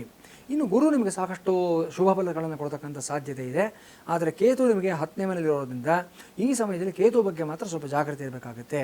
ಕೆಲಸಗಳನ್ನು ನೀವು ತುಂಬ ಫ್ರೀಕ್ವೆಂಟಾಗಿ ಚೇಂಜ್ ಮಾಡ್ತಾ ಇರ್ತಕ್ಕಂಥದ್ದು, ಒಂದು ಕಡೆಯಿಂದ ಮತ್ತೊಂದು ಕಡೆಗೆ ಹೋಗ್ತಕ್ಕಂಥದ್ದು, ಮಾಡೋ ಕೆಲಸದಲ್ಲಿ ಸ್ವಲ್ಪ ನಿಮಗೆ ಮನಸ್ಸು ಸರಿಯಾಗಿಲ್ಲದೆ ಅಲ್ಲಿ ಏನಾದರೂ ಕಷ್ಟ ನಷ್ಟಗಳು ನಿಮಗೂ ಮತ್ತು ನಿಮ್ಮಿಂದ ಸಂಸ್ಥೆಗೂ ಆಗುವಂಥ ಸಾಧ್ಯತೆಗಳಿರುತ್ತೆ. ಜಾಗೃತಿಯಿಂದ ಇರಬೇಕಾಗುತ್ತೆ. ಮನೋನಿಯಾಮಕನಾಗಿರ್ತಕ್ಕಂಥ ರುದ್ರದೇವರನ್ನ ಪ್ರಾರ್ಥನೆಯನ್ನು ಮಾಡ್ತಕ್ಕಂಥದ್ದು, ಸುಬ್ರಹ್ಮಣ್ಯೇಶ್ವರ ಸ್ವಾಮಿಯ ಸ್ಮರಣೆಯನ್ನು ಮಾಡ್ತಕ್ಕಂಥದ್ದು ಶುಭ ಫಲಿತಾಂಶಗಳನ್ನು ಕೊಡುತ್ತೆ ನಿಮಗೆ. ಗುರುಗಳೇನು ಧನಸ್ಸು ರಾಶಿಯ ಬಗ್ಗೆ ತಿಳಿಸ್ಕೊಡಿ. ಧನುರಾಶಿ ವಿಚಾರ ತೆಗೆದುಕೊಂಡಿದ್ದಾದಲ್ಲಿ 3ನೇ ಮನೆಯಲ್ಲಿರತಕ್ಕಂಥ ರಾಹು, 4ರಲ್ಲಿ ಶನೈಶ್ಚರ, ಅರ್ಧಾಷ್ಟಮ ಶನಿ, ತುಂಬ ಕೇರ್ಫುಲ್ ಆಗಿರಬೇಕಾಗಿರ್ತಕ್ಕಂಥ ಸಂದರ್ಭ. 7 ಮತ್ತು 8ನೇ ಮನೆಯಲ್ಲಿರತಕ್ಕಂಥ ಗುರು, 9ನೇ ಮನೆಯಲ್ಲಿರತಕ್ಕಂಥ ಕೇತು. ಸೊ ಒಟ್ಟಾರೆಯಾಗಿ ತೆಗೆದುಕೊಂಡಿದ್ದಾದಲ್ಲಿ ರಾಹು ನಿಮಗೆ ಪಾಸಿಟಿವ್ ಆಗಿದ್ದಾನೆ, ಏನು ಸಮಸ್ಯೆ ಇರೋದಿಲ್ಲ. ಅಣ್ಣ ತಮ್ಮಂದಿರು, ಅಕ್ಕ ತಂಗಿಯರ ಜೊತೆ ಇರತಕ್ಕಂಥ ವಿರಸಗಳು, ಕದನಗಳು, ಡಿಫರೆನ್ಸ್ ಆಫ್ ಒಪಿನಿಯನ್ಸ್ ಎಲ್ಲವೂ ಸಾಲ್ವ್ ಆಗ್ತಾ ಹೋಗುತ್ತೆ. 4ನೇ ಮೇಲೆ ಇರತಕ್ಕಂಥ ಶನೈಶ್ಚರ ಮಾತ್ರ ಹಲವಾರು ರೀತಿಯಲ್ಲಿ ನಿಮಗೆ ಚಾಲೆಂಜಸ್ನ, ಸಮಸ್ಯೆಗಳನ್ನು ತಂದೊಡ್ತಾ ಇರ್ತಾನೆ. ಇದರ ಬಗ್ಗೆ ಜಾಗೃತಿಯನ್ನು ತೆಗೆದುಕೊಳ್ಳೇಬೇಕಾಗುತ್ತೆ. ಸಪ್ತಮದಲ್ಲಿದ್ದಷ್ಟು ಕಾಲ ಸಹ ಗುರು ನಿಮಗೆ ಒಳ್ಳೆಯ ಫಲಿತಾಂಶಗಳನ್ನು ಕೊಡ್ತಾನೆ. ಆದರೆ ಅಷ್ಟಮಕ್ಕೆ ಬಂದಾಗ ಮಾತ್ರ ಸ್ವಲ್ಪ ನಿಮ್ಮ ಸೋಷಿಯಲ್ ಸ್ಟೇಟಸ್ನಲ್ಲಿ ವೇರಿ ಆಗ್ತಕ್ಕಂಥದ್ದು, ಸಣ್ಣ ಸಣ್ಣ ಅಪಮಾನಗಳಾಗ್ತಕ್ಕಂಥ ಸಾಧ್ಯತೆಗಳು, ಕೈಗೆ ಬಂದಂಥ ಅವಕಾಶಗಳನ್ನು ನೀವು ನಿಮ್ಗೆ ಕೊಟ್ಟಂಥ ಜವಾಬ್ದಾರಿಗಳಿಗೆ ಸರಿಯಾದ ನ್ಯಾಯ ಒದಗಿಸದೆ ಫೇಲ್ಯೂರ್ ಆಗ್ತಕ್ಕಂಥ ಸಾಧ್ಯತೆಗಳು ಇವೆಲ್ಲವೂ ಗೋಚರವಾಗ್ತಾ ಇದೆ. 9ನೇ ಮೇಲೆ ಇರತಕ್ಕಂಥ ಕೇತುನು ಅಷ್ಟೇ ನಿಮಗೆ ಒಂದು ರೀತಿಯಲ್ಲಿ ಪಲಾಯನವಾದವನ್ನು ಜಾಸ್ತಿ ಮಾಡ್ತಾನೆ, ಎಸ್ಕೇಪ್ ಮೆಂಟ್ಯಾಲಿಟಿನ ಜಾಸ್ತಿ ಮಾಡ್ತಾ ಇರತಕ್ಕಂಥ ಸಾಧ್ಯತೆ ಇರುತ್ತೆ. ಇದೆಲ್ಲದಕ್ಕೆ ಪರಿಹಾರ ಅಂತಂದರೆ ನೀವು ಟೈಗರ್ ಐ ಅನ್ನತಕ್ಕಂಥ ಒಂದು ಸ್ಟೋನ್ ಬರುತ್ತೆ, ಇದನ್ನು ಪೆಂಡೆಂಟ್ ಮಾಡಿ ಕತ್ತಿನ ಧಾರಣೆಯನ್ನು ಮಾಡ್ಕೊಳ್ಳಿ, ಸುದರ್ಶನ ಹೋಮವನ್ನು ಮನೆಯಲ್ಲಿ ಮಾಡಿಸ್ಕೊಳ್ಳಿ, ಶುಭ ಫಲಿತಾಂಶ ಸಿಗುತ್ತೆ ನಿಮಗೆ. ಗುರುಗಳೇನು ಮಕರ ರಾಶಿಯ ಬಗ್ಗೆ ತಿಳಿಸ್ಕೊಡಿ. ಮಕರ ರಾಶಿಯವರಿಗೆ ದ್ವಿತೀಯ ಸ್ಥಾನದಲ್ಲಿ ರಾಹು, 3ನೇ ಮನೆಯಲ್ಲಿರತಕ್ಕಂಥ ಶನೈಶ್ಚರ, 6 ಮತ್ತು 7ನೇ ಮನೆಯಲ್ಲಿ ಸಂಚಾರ ಮಾಡ್ತಾ ಇರತಕ್ಕಂಥ ಗುರು, 8ರಲ್ಲಿರತಕ್ಕಂಥ ಕೇತು. ಒಟ್ಟಾರೆಯಾಗಿ ನಿಮಗೆ ಸಮಸ್ಯೆಗಳು ಜಾಸ್ತಿ ಅಂತ ಹೇಳಬೇಕಾಗುತ್ತೆ ಈ ವರ್ಷದಲ್ಲಿ. ಯಾಕಂದರೆ ರಾಹು ಕುಟುಂಬ ಸ್ಥಾನದಲ್ಲಿದ್ದಾಗ ಕೌಟುಂಬಿಕ ವಿಚಾರದಲ್ಲಿ ಸಾಕಷ್ಟು ಘರ್ಷಣೆಗಳು, ಸಣ್ಣ ಸಣ್ಣ ವಿಷಯಗಳಿಗೂ ಸಹ ಮನಸ್ತಾಪಗಳಾಗ್ತಕ್ಕಂಥದ್ದು, ಮಾತಿಗೆ ಮಾತು ಬೆಳೆದು ಸ್ವಲ್ಪ ವ್ಯಕ್ತಿಗಳ ಮಧ್ಯದಲ್ಲಿ ದೂರಗಳು ಜಾಸ್ತಿ ಆಗ್ತಕ್ಕಂಥ ಸಾಧ್ಯತೆ ಇರುತ್ತೆ. ದುಡ್ಡು ಕಾಸಿನ ಮೇಲೆ ನಿಯಂತ್ರಣ ಇರೋದಿಲ್ಲ. ನಿಮಗೆ ಪರಿಚಯ ಇಲ್ಲದೆ ಇರತಕ್ಕಂಥ, ಅನುಭವ ಇಲ್ಲದೆ ಇರತಕ್ಕಂಥ ಕ್ಷೇತ್ರಗಳಲ್ಲಿ ಹಣ ಹೂಡಿಕೆ ಮಾಡೋದಕ್ಕೆ ಹೋಗಿ ಲಾಸ್ ಮಾಡ್ಕೊಳ್ತೀರಾ. ಯಾರೋ ಎಕ್ಸ್ಪರ್ಟ್ ಹೇಳ್ತಾರೆ, ಇನ್ಯಾರೋ ಒಬ್ಬರು ಹೇಳಿದ್ದಾರೆ ಅಂತ ಹೇಳಿಬಿಟ್ಟು ನಿಮ್ಗೆ ಗೊತ್ತಿಲ್ಲದೆ ಇರತಕ್ಕಂಥ ಕ್ಷೇತ್ರಗಳಲ್ಲಿ ದುಡ್ಡು ಹಾಕ್ತೀರಾ. ಸಮಸ್ಯೆಗಳು ಜಾಸ್ತಿ ಆಗುತ್ತೆ. ಎಚ್ಚರಿಕೆಯಿಂದ ಇರಬೇಕಾಗುತ್ತೆ. ಮಾತಿನ ಮೇಲೆ ಹತೋಟಿ ಇರೋದಿಲ್ಲ ನಿಮಗೆ. ಕ್ಯಾಶುಯಲ್ ಆಗಿ ನೀವೇನೋ ಹೇಳ್ತಕ್ಕಂಥ ಒಂದು ಮಾತು ವಿಪರೀತವಾದ ಅರ್ಥಗಳನ್ನು ಕಲ್ಪಿಸ್ಬಿಡ್ತಾರೆ. ಸೊ ಅದನ್ನು ನಿಮ್ಮ ತಲೆ ಮೇಲೆ ಗೂಬೆ ಕೂರಿಸ್ತಕ್ಕಂಥ ಒಂದು ಸಾಧ್ಯತೆಗಳಿರುತ್ತೆ. ಎಚ್ಚರಿಕೆ ಇರಬೇಕಾಗುತ್ತೆ. ಶನೈಶ್ಚರ ಮಾತ್ರ ನಿಮಗೆ ಪಾಸಿಟಿವ್ ಆಗಿದ್ದಾನೆ. ಯಾಕಂದರೆ ನಿಮ್ಮ ರಾಷ್ಟ್ರಾಧಿಪತಿ ತೃತೀಯ ಸ್ಥಾನದಲ್ಲಿ ಕೂತ್ಕೊಂಡಿರೋದ್ರಿಂದ ಹಲವಾರು ಸಂದರ್ಭಗಳಲ್ಲಿ ನಿಮ್ಮ ಇನ್ನರ್ ಪೊಟೆನ್ಷಿಯಲ್ ಅನ್ನತಕ್ಕಂಥದ್ದು ಏನಿದೆ ಅದು ವ್ಯಕ್ತವಾಗೋ ರೀತಿಯಲ್ಲಿ ಶನೈಶ್ಚರ ನಿಮಗೆ ಒಳ್ಳೆಯ ಫಲಿತಾಂಶವನ್ನು ಕೊಡ್ತಾನೆ. 6ನೇ ಮನೆಯಲ್ಲಿ 7ನೇ ಮನೆಯಲ್ಲಿರತಕ್ಕಂಥ ಗುರು ನಿಮಗೆ ಸಾಕಷ್ಟು ಒಳ್ಳೆಯ ಫಲಿತಾಂಶಗಳನ್ನು ಕೊಡ್ತಾನೆ. ನಿಮ್ಮ ಫ್ರೆಂಡ್ ಸರ್ಕಲ್ ತುಂಬ ಚೆನ್ನಾಗಿರುತ್ತೆ. ಏನೇ ಸಮಸ್ಯೆ ಬಂದರೂ ಸಹ ನಿಮ್ಮ ಇಮಿಡಿಯೇಟ್ ಫ್ರೆಂಡ್ಸು, ಕಲೀಗ್ಸು ನಿಮ್ಮನ್ನು ರಕ್ಷಣೆ ಮಾಡ್ತಾ ಆ ಸಮಸ್ಯೆಯಿಂದ ಹೊರಗಡೆ ತರೋದಕ್ಕೆ ಈ ಸಮಯದಲ್ಲಿ ನಿಮಗೆ ಒಂದು ವಜ್ರಕವಚವಾಗಿರ್ತಾರೆ ಅವರು. ಅಷ್ಟಮದಲ್ಲಿರ್ತಕ್ಕಂಥ ಕೇತು ಮಾತ್ರ ಕೇರ್ಫುಲ್ ಆಗಿರಬೇಕು ಅಂತ ಮತ್ತೆ ಮತ್ತೆ ನಮಗೆ ಸೂಚನೆಗಳನ್ನು ಕೊಡ್ತಾನೆ ಇರ್ತಾನೆ. ಕೇತುವಿನ ಸಮಸ್ಯೆಯಿಂದ ಹೊರಗಡೆ ಬರೋದಕ್ಕೆ ಮೊದಲನೇದಾಗಿ ನೀವು ಮಾಡ್ಕೋಬೇಕಾಗಿರ್ತಕ್ಕಂಥದ್ದು ಕ್ಯಾಟ್ಸ್ ಐ ಅನ್ನತಕ್ಕಂಥ ಒಂದು ಸ್ಟೋನ್ ಇದೆ. ಇದನ್ನು ರಿಂಗ್ ಮಾಡಿಸ್ಬಿಟ್ಟು ಬಲಗೈನಲ್ಲಿ ಈ ಒಂದು ಕಿರುಬೆರಳಲ್ಲಿ ಧಾರಣೆಯನ್ನು ಮಾಡ್ಕೊಳ್ಳಿ. ಇದರ ಜೊತೆಯಲ್ಲಿ ಸ್ಫಟಿಕ ಮಾಲೆಯನ್ನು, ಅಷ್ಟಮುಖಿ ರುದ್ರಾಕ್ಷಿಯನ್ನು ಸದಾಕಾಲ ಧಾರಣೆಯನ್ನು ಮಾಡ್ಕೊಳ್ಳಿ. ಶುಭ ಫಲಿತಾಂಶಗಳನ್ನು ಪಡ್ಕೊಳ್ತೀರಾ. ಮನೆಯಲ್ಲಿ ಈ ಒಂದು ಗಣೇಶ ಮಹಾಗಣಪತಿಗೆ ಸಂಬಂಧಪಟ್ಟಂಥ ಒಂದು ವಿಶೇಷವಾದ ಹೋಮವನ್ನು ಒಂದು ಸವ್ಯ ಮಾರ್ಗದಲ್ಲಿ ಮಾಡಿಸ್ಕೊಂಡಿದ್ದಾದಲ್ಲಿ ಒಳ್ಳೆಯ ಫಲಿತಾಂಶ ಪಡ್ಕೊಳ್ತೀರಾ. ಗುರುಗಳೇನು ಕುಂಭರಾಶಿಯ ಬಗ್ಗೆ ತಿಳಿಸ್ಕೊಡಿ. ಕುಂಭರಾಶಿ ಜಾಗೃತಿ ಆಗಿರಬೇಕಾಗಿರ್ತಕ್ಕಂಥ ಸಂದರ್ಭ. ಕಾರಣ ನಿಮ್ಮ ರಾಶಿಯಲ್ಲೇ ಇರತಕ್ಕಂಥ ರಾಹು, ಸಪ್ತಮದಲ್ಲಿರತಕ್ಕಂಥ ಕೇತು, 2ನೇ ಮನೆಯಲ್ಲಿರತಕ್ಕಂಥ ಶನೈಶ್ಚರ. ನಿಮಗೆ ಸಾಡೆ ಸಾತಿ ಮುಗಿಯೋ ಹಂತ ಆಗಿರುತ್ತೆ. ತುಂಬ ಜಾಗೃತಿ ಆಗಿರಬೇಕಾಗುತ್ತೆ. ಸಾಡೆ ಸಾತಿ ಪ್ರಾರಂಭ ಆದಾಗ ಸಮಸ್ಯೆಗಳಾಗಿದ್ದಾದಲ್ಲಿ ಈಗ ಬಿಡೋ ಸಂದರ್ಭದಲ್ಲಿ ಶನೈಶ್ಚರ ಒಳ್ಳೆಯದನ್ನು ಮಾಡ್ತಾನೆ. ಒಂದು ವೇಳೆ ಸಾಡೆ ಸಾತಿ ಪ್ರಾರಂಭ ಆದಾಗ ಅನುಕೂಲಗಳಾಗಿದೆ ಅನ್ನೋದಾದರೆ ಈಗ ಎಚ್ಚರಿಕೆಯಿಂದ ಇರಬೇಕಾಗುತ್ತೆ. ಸಾಡೆ ಸಾತಿ ಬಿಡೋ ಸಮಯದಲ್ಲಿ ಶನೈಶ್ಚರ ಹಲವಾರು ಸಮಸ್ಯೆಗಳನ್ನು ತರುವಂಥ ಸಾಧ್ಯತೆಗಳಿರುತ್ತೆ. ನಿಮ್ಮ ಮೇಲೆ ನಿಮಗೆ ಕಾನ್ಫಿಡೆನ್ಸ್ ಅನ್ನೋದು ಕಡಿಮೆ ಆಗ್ತಾ ಹೋಗುತ್ತೆ. ನಿಮ್ಮ ಮೇಲೆ ನಿಮಗೆ ಒಂದು ಸೆಲ್ಫ್ ಕಂಟ್ರೋಲ್ ಆಗಲಿ ಅಥವಾ ಒಂದು ಸೆಲ್ಫ್ ಕೇರಿಂಗ್ ಆಗಲಿ ತುಂಬ ಕಡಿಮೆ ಆಗ್ತಾ ಹೋಗುತ್ತೆ. ಬೇರೆ ಎಲ್ಲರ ಬಗ್ಗೆ ನೀವು ಗಮನವನ್ನು ಕೊಡ್ತೀರಾ, ಕೆಲಸ ಕಾರ್ಯಗಳನ್ನು ಮಾಡ್ತಾ ಇರ್ತೀರಾ. ನಿಮ್ಮ ಆರೋಗ್ಯದ ಬಗ್ಗೆ ನಿಮಗೆ ಕಾಳಜಿ ಇರೋದಿಲ್ಲ. ಸೊ ಸ್ವಲ್ಪ ಈ ವಿಷಯದಲ್ಲಿ ಸಮಸ್ಯೆಗಳು ಜಾಸ್ತಿ ಆಗ್ತಾ ಇರುತ್ತೆ. ಜೊತೆಗೆ ಮರೆಗುಳಿತನ ಅನ್ನೋದು ಜಾಸ್ತಿ ಆಗ್ತಾ ಹೋಗುತ್ತೆ. ನಿದ್ರಾಹೀನತೆ ಅನ್ನೋದು ನಿಮ್ಮನ್ನು ಕಾಡುತ್ತೆ. ಓವರ್ ವರ್ಕಿಂಗ್ ಮಾಡ್ಕೊಳ್ಳೋದ್ರಿಂದ ಇನ್ಸೋಮ್ನಿಯಾ ಅನ್ನೋ ಒಂದು ರೋಗಕ್ಕೆ ತುತ್ತಾಗುವಂಥ ಸಾಧ್ಯತೆಗಳಿರುತ್ತೆ. ರಾಶಿಯಲ್ಲೇ ಇರತಕ್ಕಂಥ ರಾಹು ಸ್ವಲ್ಪ ಮನಸ್ಸನ್ನು ತುಂಬ ಚಂಚಲ ಮಾಡಿಬಿಡ್ತಾನೆ. ಏನೇ ಕೆಲಸ ಮಾಡಬೇಕಾದ್ರೂ ಫೋಕಸ್ಸು, ಕಾನ್ಸಂಟ್ರೇಷನ್ ಕಳ್ಕೊಳ್ತಾ ಇರತಕ್ಕಂಥ ಸಾಧ್ಯತೆಗಳಿರುತ್ತೆ. ಎಚ್ಚರಿಕೆಯಿಂದ ಇರಬೇಕಾಗುತ್ತೆ. ಪಂಚಮದಲ್ಲಿ, ಷಷ್ಠದಲ್ಲಿರತಕ್ಕಂಥ ಗುರು ಮಾತ್ರ ಸಾಕಷ್ಟು ಶುಭ ಫಲಿತಾಂಶಗಳನ್ನು ಕೊಡ್ತಾನೆ. ಯಾವುದೋ ಒಂದು ಅಗೋಚರ ರೂಪದಲ್ಲಿ ಭಗವಂತ ನಿಮ್ಮನ್ನು ಕಾಪಾಡತಕ್ಕಂಥದ್ದನ್ನು ಪಂಚಮದಲ್ಲಿರತಕ್ಕಂಥ ಗುರು ತೋರಿಸ್ತಾ ಇದ್ದಾನೆ. ಸಪ್ತಮದಲ್ಲಿರತಕ್ಕಂಥ ಕೇತು ಮಾತ್ರ ನಿಮ್ಮ ಫ್ರೆಂಡ್ ಸರ್ಕಲ್ ಬಗ್ಗೆ ಸ್ವಲ್ಪ ನೀವು ಎಚ್ಚರಿಕೆಯಿಂದ ಇರಬೇಕು ಅನ್ನೋದನ್ನು ಇಲ್ಲಿ ತೋರಿಸ್ಕೊಡ್ತಾ ಇದ್ದೇನೆ. ಹೊಸದಾಗಿ ಪರಿಚಯ ಆಗಿರತಕ್ಕಂಥ ವ್ಯಕ್ತಿಗಳು ಸಮಸ್ಯೆಗಳನ್ನು ಮಾಡ್ತಕ್ಕಂಥ ಸಾಧ್ಯತೆಗಳಿರುತ್ತೆ. ನಿಮ್ಮ ವಿಶ್ವಾಸವನ್ನು ಗಳಿಸ್ಕೊಂಡು ಅವರದನ್ನು ದುರುಪಯೋಗ ಪಡಿಸ್ಕೊಳ್ಳೋದಕ್ಕೆ ನೋಡ್ತಾ ಇರ್ತಾರೆ ಅನ್ನೋದು ಇಲ್ಲಿ ತೋರಿಸ್ತಾ ಇದೆ.